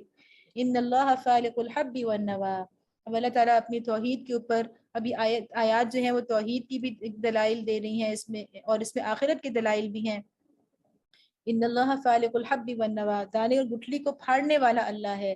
یخرج الحی من المیت ومخرج المیت من الحی ذالکم اللہ فانا تؤفکون. وہی زندہ کو مردہ سے نکالتا ہے اور وہی مردہ کو زندہ سے خارج کرتا ہے. یہ سارے کام کرنے والا اللہ ہے. پھر تم کہتے کدھر بہ کے جا رہے ہو؟ ہم نے شروع میں ہی پڑھ لیا کہ وہ کیا کہتے تھے کہ ما ہی الا حیاتنا الدنیا اس کے بعد وہ کہتے تھے سورۃ الانعام میں جو ہم نے پڑھا کہ وہ کہتے تھے کہ دنیا کی زندگی ہی سب کچھ ہے، یعنی اس کے بعد ہم نے مر کے اٹھنا نہیں ہے، یعنی ان کا تصور تھا کہ اس زندگی کے بعد کوئی اور زندگی نہیں ہے۔ تو اللہ تعالیٰ اسی آخرت کے اوپر دلائل دے رہے ہیں کہ جس طرح مردہ زمین سے ایک زندہ پودا نکل آتا ہے تو یہ آخرت پہ دلیل ہے۔ فالق الاصباح، پردہ شب کو چاک کر کے وہی صبح نکالتا ہے۔ وجعل اللیل سکنا والشمس والقمر حسبانا، تو اللہ تعالیٰ فرما رہے ہیں کہ اسی نے رات کو سکون کا وقت بنایا ہے، اسی نے چاند اور سورج کے طلوع و غروب کا حساب مقرر کیا ہے۔ کون ہے جو ایک ایک سیکنڈ تم اپنے کیلنڈرز بنا لیتے ہو اور اپنے چارٹس بنا لیتے ہو، ٹائم ٹیبلز بنا لیتے ہو ان سورج اور چاند کی وجہ سے؟ اور وہ سورج اور چاند ہے کہ جب سے کائنات بنی ہے تو وہ ایک سیکنڈ کے 100ویں حصے کے بھی ان کے اندر آگے پیچھے کچھ نہیں ہوتا، تو اور وہ اسی ٹائم پر سورج نکلتا ہے، اسی ٹائم پر غروب ہوتا ہے، جو ہمیشہ سے اللہ نے اس کے لیے مقرر کر دیا ہے۔ ذالک تقدیر العزیز العلیم،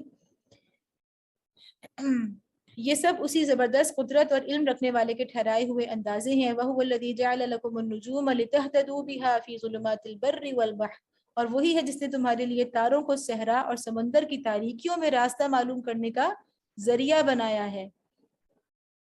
قَدْ فَصَّلْنَا الْآيَاتِ لِقَوْمٍ يَعْلَمُونَ، دیکھو ہم نے نشانیاں کھول کر بیان کر دی ہیں ان لوگوں کے لیے جو علم رکھتے ہیں۔ یہاں پہ اللہ تعالیٰ نے خاص طور پہ نجوم کا جو ذکر کیا ہے کہ جو تاریکیوں کے اندر جب صحرا اور سمندر، یہ دو ایسی چیزیں ہیں جہاں پہ دور دور تک کوئی نشانی، کوئی علامت نہیں ہوتی جس سے کہ انسان جس کو اپنے راستے کے لیے کوئی نشانی کے طور پہ یاد رکھ سکے۔ جیسے ہم جب زمین پہ لوگ سفر کر رہے ہوتے ہیں، قافلے جا رہے ہوتے ہیں، تو وہ کسی درخت کو، کسی دریا کو، کسی ندی کو، کسی پہاڑ کو نشانی کے طور پہ رکھ لیتے ہیں نا کہ اس کے دائیں سے، اس کے بائیں سے، اس کے مشرق سے، اس کے مغرب سے اس طرف ہم نے جانا ہے۔ لیکن یہ دو جگہ ہوتی ہیں، ایک صحرا اور ایک سمندر، جہاں پہ کوئی جو ہے وہ سسٹم نہیں ہوتا راستہ معلوم کرنے کا۔ تو اللہ تعالیٰ کہہ رہے ہیں کہ وہاں پہ کون تمہیں راستہ دکھاتا ہے؟ یہ ستارے، ستاروں کا جو نظام ہے وہ انسانوں کی کتنی زبردست رہنمائی کرتا ہے۔ اور آج کی اس ماڈرن ایج کے اندر بھی ہمیں پتہ ہے کہ کس طرح سے سمندر کے اندر جب ہماری بڑی بڑی شپس جاتی ہیں تو وہ کس طرح سے ستاروں کے ذریعے ہی راستہ معلوم کرتے ہیں۔ تو یہ ساری چیزیں اللہ تعالیٰ کہہ رہے ہیں کہ لِتَهْتَدُوا، یہ کس لیے بنائے ہیں ستارے؟ کہ تمہیں راستہ دکھائیں۔ تو جو خدا تمہارے زندگی کے سفر میں تمہارے لیے راستہ دکھانے کا ایسا بہترین انتظام کرتا ہے، کیا وہ تمہیں آخرت میں جنت کا راستہ دکھانے کا انتظام نہیں کرے گا؟ تم یہ کیسے کہتے ہو کہ اللہ نے کچھ بھی نازل نہیں کیا؟ اور تم یہ کیسے کہتے ہو کہ تمہیں مرنے کے بعد اس دنیا کا حساب نہیں دینا؟ تو جو دنیا میں اتنے بہترین انتظام کرتا ہے ہدایت کے، راستہ دکھانے کے، تو وہ جنت کا راستہ بھی بالکل کھول کر دکھاتا ہے۔ وَهُوَ الَّذِي أَنشَأَكُم مِّن نَّفْسٍ وَاحِدَةٍ فَمُسْتَقَرٌّ وَمُسْتَوْدَعٌ قَدْ فَصَّلْنَا الْآيَاتِ لِقَوْمٍ يَفْقَهُونَ، اور وہی ہے جس نے ایک متنفس سے تم کو پیدا کیا، پھر ہر ایک کے لیے ایک جائے قرار ہے اور ہر ایک اس کے سونپے جانے کی جگہ، سونپے جانے کی جگہ ہے۔ یہ نشانیاں ہم نے واضح کر دی ہیں ان لوگوں کے لیے جو سمجھ بوجھ رکھتے ہیں۔ یہاں پہ مستقرون و مستودع جو ہے اللہ تعالیٰ نے کہا انشأکم من نفس واحدہ، یعنی انسان کی پیدائش جو اس کے لیے ایک نشانی بنا کر اللہ تعالیٰ سامنے لا رہے ہیں کہ انسان کی پیدائش پہ ذرا غور کرو کہ وہ کیسے ہوتی ہے۔ اور اس کے لیے دو اہم مراحل ہوتے ہیں، فمستقر کے جب اس میں کہنا چاہیے کہ ٹھہر جاتا ہے، اس میں نطفہ جو ہے وہ ٹھہر جاتا ہے رحم مادر کے اندر، تو وہ مستقر ہے۔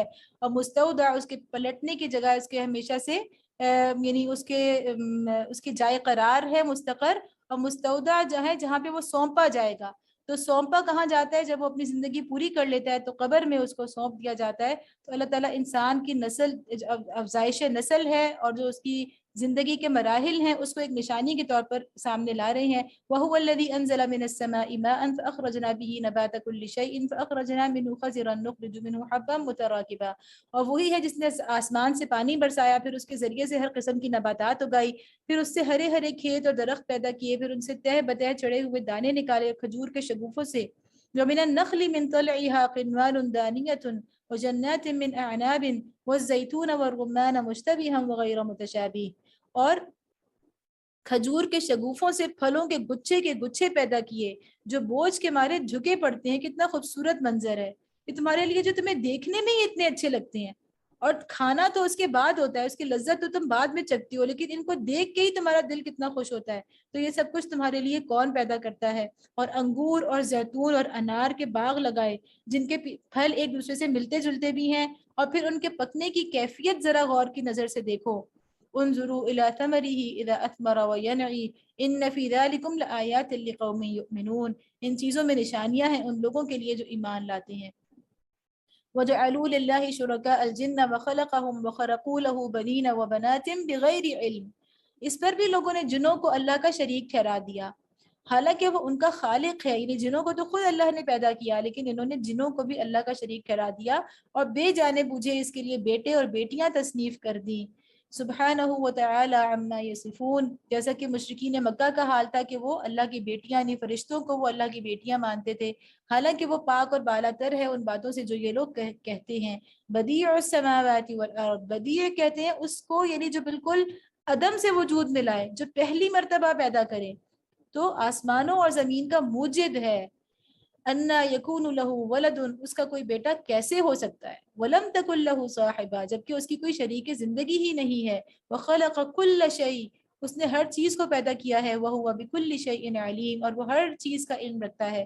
جو ہر چیز کو پیدا کرنے والا ہے تو آخر اس کی جو مخلوق ہے وہ اس کے ساتھ خدائی میں کیسے شریک ہو سکتی ہے، اور جو ہر چیز کو پیدا کرنے والا ہے وہ اس کے ساتھ اس کے خاندان کا حصہ کیسا بن سکتا ہے، اس کے نسب میں کیسے حصہ پا سکتا ہے جو خود مخلوق ہے۔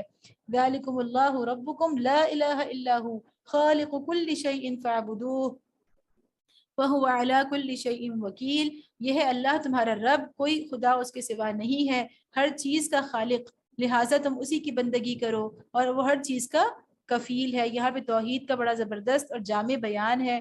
اللہ تعالیٰ کی ذات میں بھی شرک سے منع کیا گیا ہے، پھر اس کی عبادت میں شرک سے فاعبدوہ، اور آگے جو آ رہا ہے اس کی صفات میں شرک۔ اس کی صفات کیا ہیں کہ لا تدرکہ الابصار وہو یدرک الابصار وہو اللطیف الخبیر، کہ نگاہیں اس کو نہیں پا سکتی اور وہ نگاہوں کو پا لیتا ہے، وہ نہایت باریک بھی اور باخبر ہے۔ ہم اللہ کو نہیں دیکھ سکتے، وہ ہمیں دیکھ رہا ہے۔ اور اسی کی تشریح میں حضرت عائشہ نے فرمایا تھا کہ لا تدرکہ الابصار میں اس آیت سے دلیل استدلال کرتے ہوئے حضرت عائشہ نے فرمایا تھا کہ جس شخص نے بھی یہ دعویٰ کیا کہ نبی صلی اللہ علیہ وسلم نے شب معراج میں اللہ تعالیٰ کی زیارت کی ہے، اس نے قطعاً جھوٹ بولا۔ یہ صحیح بخاری کی حدیث ہے۔ قد جاءکم بصائر من ربکم فمن ابصر فلنفسہ ومن عمی فعلیہا وما انا علیکم بحفیظ، دیکھو تمہارے پاس تمہارے رب کی طرف سے بصیرت کی روشنیاں آ گئی ہیں۔ بصائر جو ہے بصیرت کی جمع ہے، اور بصیرت جو ہوتی ہے وہ دل کی روشنی ہوتی ہے۔ اب جو بینائی سے کام لے گا اپنا ہی بھلا کرے گا، اور جو اندھا بنے گا خود نقصان اٹھائے گا، میں تم پر کوئی پاسبان نہیں ہوں۔ وَكَذَلِكَ نُصَرِّفُ الْآيَاتِ وَلِيَقُولُوا دَرَسْتَ وَلِنُبَيِّنَهُ لِقَوْمٍ يَعْلَمُونَ، اس طرح ہم اپنی آیات کو بار بار مختلف طریقوں سے بیان کرتے ہیں، اور اس لیے کرتے ہیں کہ یہ لوگ کہیں تم کسی سے پڑھ آئے ہو، اور جو لوگ علم رکھتے ہیں ان پر ہم حقیقت کو روشن کر دیں۔ یعنی اللہ تعالیٰ کہہ رہے ہیں کہ جو بدل بدل کے ہم لاتے ہیں، تو وہ لوگ کہہ رہے تھے نا کہ فلاں نبی صلی اللہ علیہ وسلم سے کہتے تھے کہ وہ فلاں کوئی یہودی عالم ہے، اس کے پاس یہ رات کو چھپ چھپ کر جاتے ہیں اور اس سے سیکھ کر آتے ہیں، اور صبح کہہ دیتے ہیں نعوذ باللہ کہ یہ اللہ نے مجھ پر وحی نازل کی ہے۔ تو یہ ساری باتیں اللہ تعالیٰ فرما رہے ہیں کہ اتبع ما یوحى الیک من ربک، اے محمد صلی اللہ علیہ وسلم اس وحی کی پیروی کیے جاؤ جو تم پر رب کی طرف سے نازل ہوئی ہے۔ لا الہ الا هو اعرض عن المشرکین، کیونکہ اس ایک رب کے سوا کوئی اور خدا نہیں ہے، اور ان مشرکین کے پیچھے نہ پڑو، بس آپ نے اپنی طرف سے ان تک بات پہنچا دی۔ اب اگر یہ نہیں مانتے، طرح طرح کے بے وقوفانہ اور کہنا چاہیے کہ فضول قسم کے اعتراضات لے کر آتے ہیں، آئے دن نئے اعتراضات آتے ہیں، تو آپ ان سارے اعمال کے مکلف نہیں ہیں، آپ ان پر وکیل بنا کر نہیں بھیجے گئے۔ وَلَوْ شَاءَ اللَّهُ مَا أَشْرَكُوا، یہاں پھر وہی معاملہ ہے جو میں نے آپ سے کہا تھا کہ سورت کے اندر بار بار آیا ہے کہ اگر اللہ کی مشیت ہوتی تو وہ خود ایسا بندوبست کر دیتا کہ یہ لوگ شرک نہ کرتے۔ ٹھیک ہے، وہی والی بات کہ اللہ تعالیٰ کی مشیت یہ نہیں ہے کہ وہ زبردستی لوگوں کو شرک سے روکے۔ اللہ تعالیٰ نے اختیار دیا ہے کہ لوگ اپنی عقل کے استعمال سے خود حق کے راستے کو پہچانے۔ وما جعلناک علیہم حفیظا وما انت علیہم بوکیل، تم کو ہم نے ان پر پاسبان مقرر نہیں کیا ہے اور نہ تم ان پر حوالہ دار ہو۔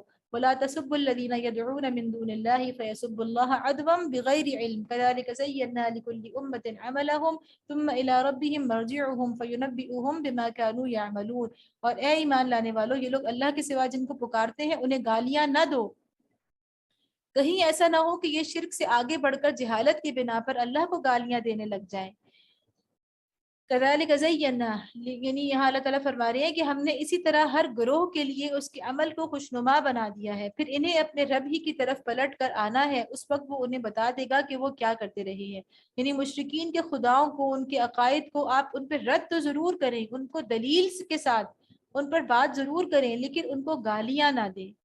تو یہاں پہ اللہ تعالیٰ فرما رہے ہیں کہ گروہی تعصب سے پاک ہونا ضروری ہے۔ کذالک زینا لکل امۃ عملہم، جو بھی بندہ جس بھی نظریے کا حامل ہوتا ہے، جس عقیدے پر ہوتا ہے، جس نظریے پر ہوتا ہے، تو اس کے لیے اس کا اپنا نظریہ ہی اتنا خوشنما بن جاتا ہے کہ وہ اس کی محبت میں گرفتار ہو جاتا ہے۔ اور اس وقت ہم پاکستان میں جو سچویشن چل رہی ہے کچھ دنوں سے، ہم دیکھ رہے ہیں کہ ہم یہاں پہ تو خداؤں کی بات ہو رہی ہے، ہم تو سب مسلمان ہیں، ہم تو ایک اللہ کو ماننے والے ہیں، اس کے باوجود ہم صرف سیاسی اور اختلافات کی بنا پر، جس کا ہمیں حقیقت کا علم بھی نہیں ہے، جو کچھ بھی ہے وہ ہر ایک کا گمان ہے، تو ہم اس کی بنا پر ہم کیا کر رہے ہیں کہ ایک دوسرے کو باقاعدہ گالیاں اور لعنت ملامت اور بد دعائیں دی جا رہی ہیں۔ یہ کہیں سے مسلمان کا طریقہ نہیں ہو سکتا، اور یہ اس لیے ہے کہ ہر ایک کے لیے اس کی اپنی جو نظریہ ہے وہ خوشنما بن گیا ہے۔ تو بات یہ ہے کہ ہر طرح کے تعصب کی اینک ہم نے اپنی آنکھوں سے ہٹانی ہے، تعصب کی پٹی اپنی آنکھوں سے ہٹانی ہے، چاہے وہ مذہب کا عقیدے کا معاملہ ہو یا وہ نظریات کا معاملہ ہو، کوئی بھی معاملہ ہو، ہم نے تعصب کی نظر سے کسی چیز کو نہیں دیکھنا، بلکہ حقائق کی روشنی میں دیکھنا ہے۔ کوشش کرنی ہے کہ ہم چیزوں کو بالکل کہنا چاہیے کہ لاجیکلی، یہی کہنا چاہیے کہ جن کو آپ پروف کر سکیں، ایسی چیزوں کی بنیاد پر کہ جن کے پاس آپ کے لیے کوئی ثبوت موجود ہو، کوئی پروف آپ کے پاس ہو، تو اس کی بنیاد پر آپ چیزوں کو سمجھیں اور اس کے لیے کوشش کریں۔ وَأَقْسَمُوا بِاللَّهِ جَهْدَ أَيْمَانِهِمْ لَئِنْ جَاءَتْهُمْ آيَةٌ لَيُؤْمِنُنَّ بِهَا، یہ لوگ کڑی کڑی قسمیں کھا کر کہتے ہیں کہ اگر کوئی نشانی ہمارے سامنے آ جائے تو ہم اس پر ایمان لے آئیں گے۔ قُلْ إِنَّمَا الْآيَاتُ عِندَ اللَّهِ وَمَا يُشْعِرُكُمْ أَنَّهَا إِذَا جَاءَتْ لَا يُؤْمِنُونَ، اے محمد صلی اللہ علیہ وسلم ان سے کہو کہ نشانیاں تو اللہ کے پاس ہیں، وہ میرے پاس نہیں ہیں، وہ اللہ کے پاس ہیں، اور تمہیں کیسے سمجھایا جائے کہ اگر نشانیاں آ بھی جائیں تو یہ ایمان لانے والے نہیں۔ وَنُقَلِّبُ أَفْئِدَتَهُمْ وَأَبْصَارَهُمْ كَمَا لَمْ يُؤْمِنُوا بِهِ أَوَّلَ مَرَّةٍ وَنَذَرَهُمْ فِي طُغْيَانِهِمْ يَعْمَهُونَ، ہم اسی طرح ان کے دلوں اور نگاہوں کو پھیر رہے ہیں جس طرح یہ پہلی مرتبہ اس پر ایمان نہیں لائے تھے، ہم انہیں ان کی سرکشی ہی میں بھٹکنے کے لیے چھوڑے دیتے ہیں۔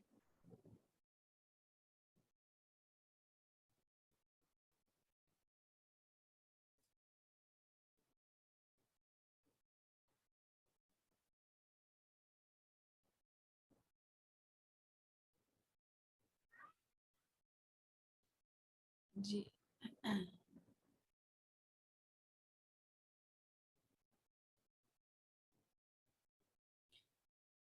پارہ 8، وَلَوْ أَنَّنَا نَزَّلْنَا إِلَيْهِمُ الْمَلَائِكَةَ وَكَلَّمَهُمُ الْمَوْتَى وَحَشَرْنَا عَلَيْهِمْ كُلَّ شَيْءٍ قُبُلًا مَا كَانُوا لِيُؤْمِنُوا إِلَّا أَن يَشَاءَ اللَّهُ وَلَكِنَّ أَكْثَرَهُمْ يَجْهَلُونَ، اگر ہم فرشتے بھی ان پر نازل کر دیتے اور مردے ان سے باتیں کرتے، یعنی معجزے مانگ رہے ہیں بار بار، تو اللہ تعالیٰ فرما رہے ہیں کہ فرشتے بھی آ جاتے یا مردے اٹھ کر باتیں کرنے لگتے اور دنیا بھر کی چیزوں کو ہم ان کی آنکھوں کے سامنے جمع کر دیتے، تب بھی یہ ایمان لانے والے نہ تھے، الا یہ کہ مشیت الہی یہی ہو کہ وہ ایمان لائیں، الا ان یشاء اللہ، پھر سے وہی آیا ولیکن اکثرهم یجہلون، مگر اکثر لوگ نادانی کی باتیں کرتے ہیں۔ وکذالک جعلنا لکل نبی عدوا شیاطین الانس والجن یوحی بعضهم الى بعض زخرف القول غرورا ولو شاء ربک ما فعلوه فذرهم وما یفترون، اور ہم نے تو اسی طرح ہمیشہ شیطان انسانوں اور شیطان جنوں کو ہر نبی کا دشمن بنایا ہے، یعنی نبی کے دشمنوں میں شیاطین انسی نہیں ہوتے بلکہ شیاطین جن بھی ہوتے ہیں، جو ایک دوسرے پر خوش آئند باتیں دھوکے اور فریب کے طور پر القاء کرتے رہے ہیں، اور اگر تمہارے رب کی مشیت یہ ہوتی وَلَوْ شَاءَ رَبُّكَ مَا فَعَلُوهُ، تمہارے رب کی مشیت یہ ہوتی کہ وہ ایسا نہ کریں تو وہ کبھی نہ کرتے، بس تم انہیں ان کے حال پر چھوڑ دو کہ اپنی افترا پردازیاں کرتے رہیں۔ یہاں پہ 2 دفعہ آیا یشاء اللہ ولو شاء ربک، یہ وہی بات ہے کہ اللہ کی مشیت یہ نہیں ہے کہ زبردستی اللہ تعالیٰ کسی کو ہدایت پر لے کر آئیں۔ وَلِتَصْغَى إِلَيْهِ أَفْئِدَةُ الَّذِينَ لَا يُؤْمِنُونَ بِالْآخِرَةِ وَلِيَرْضَوْهُ وَلِيَقْتَرِفُوا مَا هُمْ مُقْتَرِفُونَ، یہ سب کچھ ہم انہیں اسی لیے کرنے دے رہے ہیں کہ جو لوگ آخرت پر ایمان نہیں رکھتے ان کے دل اس خوشنما دھوکے کی طرف مائل ہوں اور وہ اس سے راضی ہو جائیں اور ان برائیوں کا اکتساب کریں جن کا اکتساب وہ کرنا چاہتے ہیں۔ ولی یرضوہ کا مطلب یہ ہے کہ یہ جو لوگ اپنی مرضی کا یہ جو قانون چاہتے ہیں تو اسی لیے اللہ تعالیٰ ان کو اسی چیز میں مبتلا رکھنا چاہتے ہیں جس سے وہ راضی رہیں. افغیر اللہ ابتغی حکما وهو الذی انزل الیکم الکتاب مفصلا. پھر جب حال یہ ہے تو کیا میں اللہ کے سوا کوئی اور فیصلہ کرنے والا تلاش کر لوں؟ پھر آپ دیکھیں کہ حکمن کا لفظ جس طرح مائدہ میں کئی بار آیا، اسی طرح سورۃ الانعام میں بھی کئی بار آیا ہے کہ میں اللہ کے سوا کسی اور کو فیصلہ کرنے والا تلاش کر لوں، حالانکہ اس نے پوری تفصیل کے ساتھ تمہاری طرف کتاب نازل کر دی ہے. اور جن لوگوں کو ہم نے تم سے پہلے کتاب دی تھی، والذین آتیناہم الکتاب یعلمون انہ منزل من ربک بالحق فلا تکونن من الممترین. جن لوگوں کو ہم نے تم سے پہلے کتاب دی تھی وہ جانتے ہیں کہ یہ کتاب تمہارے رب ہی کی طرف سے حق کے ساتھ نازل ہوئی ہے، لہٰذا تم شک کرنے والوں میں شامل نہ ہو. یعنی یہود اور نصارہ یہاں مراد ہیں. وتمت کلمۃ ربک صدقا وعدلا. تمہارے رب کی بات سچائی اور انصاف کے اعتبار سے کامل ہے. لا مبدل لکلماتہ وہو السمیع العلیم. کوئی اس کے فرامین کو تبدیل کرنے والا نہیں ہے اور وہ سب کچھ سنتا اور جانتا ہے. یعنی اللہ کی بات جو ہے سچائی اور انصاف، اس سے زیادہ سچائی اور اس سے زیادہ انصاف والی بات کہیں اور نہیں ہو سکتی. ٹھیک ہے، تو ہمارے سامنے معیار حق کیا ہونا چاہیے؟ قرآن ہونا چاہیے. یہ میں بار بار یہی بات کرنے پر مجبور ہوں قرآن کو پڑھتے ہوئے، میں اپنے آپ سے بھی اور آپ سب سے بھی، کہ ہم اپنے لیے معیار حق دنیا کے ہر معاملے میں صرف اور صرف قرآن کو بنائیں. اس سے زیادہ سچائی اور اس سے زیادہ انصاف کہیں اور موجود نہیں ہے. لیکن ہم کب معیار حق بنائیں گے؟ جب ہم اس کو سمجھیں گے، جب ہم قرآن کی دنیا کے اندر داخل ہوں گے اور قرآن کو آج یعنی ایک زندہ کتاب کے طور پر پڑھیں گے. وَإِن تُطِعْ أَكْثَرَ مَن فِي الْأَرْضِ يُضِلُّوكَ عَن سَبِيلِ اللَّهِ إِن يَتَّبِعُونَ إِلَّا الظَّنَّ وَإِنْ هُمْ إِلَّا يَخْرُصُونَ. اے محمد صلی اللہ علیہ وسلم، اگر تم ان لوگوں کی اکثریت کے کہنے پر چلو جو زمین میں بستے ہیں تو وہ تمہیں اللہ کے راستے سے بھٹکا دیں گے. وہ تو محض گمان پر چلتے ہیں اور قیاس آرائیاں کرتے ہیں. تو اس میں اکثر من فی الارض میں بعض لوگ کہتے ہیں کہ جمہوریت ہر شکل میں خراب ہے، کہ اس میں جمہوریت کے خلاف اللہ تعالیٰ نے کہا ہے کہ جو لوگ اکثریت جو ہوتی ہے وہ ہمیشہ گمراہی کی طرف لے کر جاتی ہے.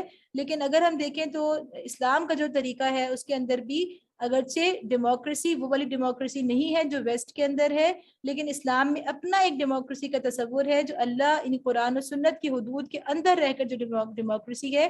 اور اس کا مطلب یہ ہے کہ مشاورت، کہ جو کام بھی ہوگا وہ عوام کے مشورے سے ہوگا، لیکن عوام کلی طور پر مختار نہیں ہوں گے. ہر چیز کا اختیار عوام کے ہاتھ میں کلی طور پر نہیں ہوگا، لیکن ان مشورے میں شریک کیا جائے گا.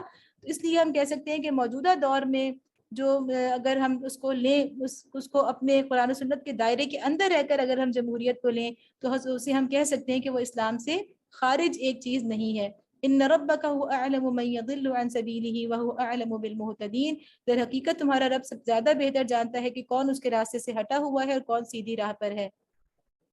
فَكُلُوا مِمَّا ذُكِرَ اسْمُ اللَّهِ. اب یہاں پہ فَكُلُوا، اب یہاں پہ کیا آ گیا کہ اللہ تعالیٰ نے عقیدہ ابھی تک ڈسکس ہو رہا تھا. اب یہاں سے شریعت کے جو ان کے ہاں شریعت کی درستی ہو رہی ہے. پہلے عقیدے کی درستی تھی، اب انہوں نے اپنی شریعت میں جو بگاڑ پیدا کر لیے تھے اللہ تعالیٰ ان کے غلط تصورات کو ٹھیک کر رہے ہیں. اور جیسے کہ ہم نے سورۃ البقرہ میں بھی دیکھا تھا کہ ہمیشہ شریعت کا آغاز کہاں سے ہوتا ہے؟ کھانے پینے کے معاملات سے. تو یہاں بھی مشرکین کے ساتھ اللہ تعالیٰ جب شریعت کے اندر اصلاحات فرما رہے ہیں تو کہاں سے شروع ہو رہا ہے؟ اکل و شرب سے، کھانے پینے کے معاملات میں ان کی اصلاح فرمائی جا رہی ہے. تو پہلی اصلاح کیا ہے کہ پھر اگر تم لوگ اللہ کی آیات پر ایمان رکھتے ہو تو جس جانور پر اللہ کا نام لیا گیا ہو اس کا گوشت کھاؤ، یعنی اللہ کا نام جس پہ لیا ہے اس کا گوشت کھاؤ. وَمَا لَكُمْ أَلَّا تَأْكُلُوا مِمَّا ذُكِرَ اسْمُ اللَّهِ عَلَيْهِ وَقَدْ فَصَّلَ لَكُم مَّا حَرَّمَ عَلَيْكُمْ إِلَّا مَا اضْطُرِرْتُمْ إِلَيْهِ وَإِنَّ كَثِيرًا لَّيُضِلُّونَ بِأَهْوَائِهِمْ بِغَيْرِ عِلْمٍ إِنَّ رَبَّكَ هُوَ أَعْلَمُ بِالْمُعْتَدِينَ. آخر کیا وجہ ہے کہ تم وہ چیز نہ کھاؤ جس پر اللہ کا نام لیا گیا ہو؟ یعنی اللہ کا نام بھی لیا ہے پھر بھی تم نہیں کھاتے. حالانکہ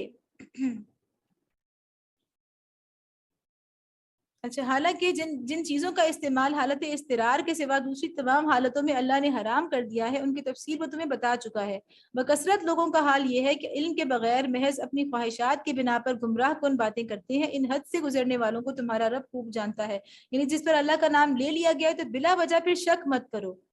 تو اس کا مطلب ہے کہ مسلم معاشرے میں اگر کوئی مسلمان جو ہے اس کی گوشت کی دکان ہے یا گوشت کا کوئی بھی اس کا وہ ہے تو اس سے آپ لے سکتے ہیں. نہیں ایک ہی ہوتا ہے نا کہ بعض دفعہ بہت زیادہ لوگ بلا وجہ کے شکوک و شبہات پیدا کرتے ہیں.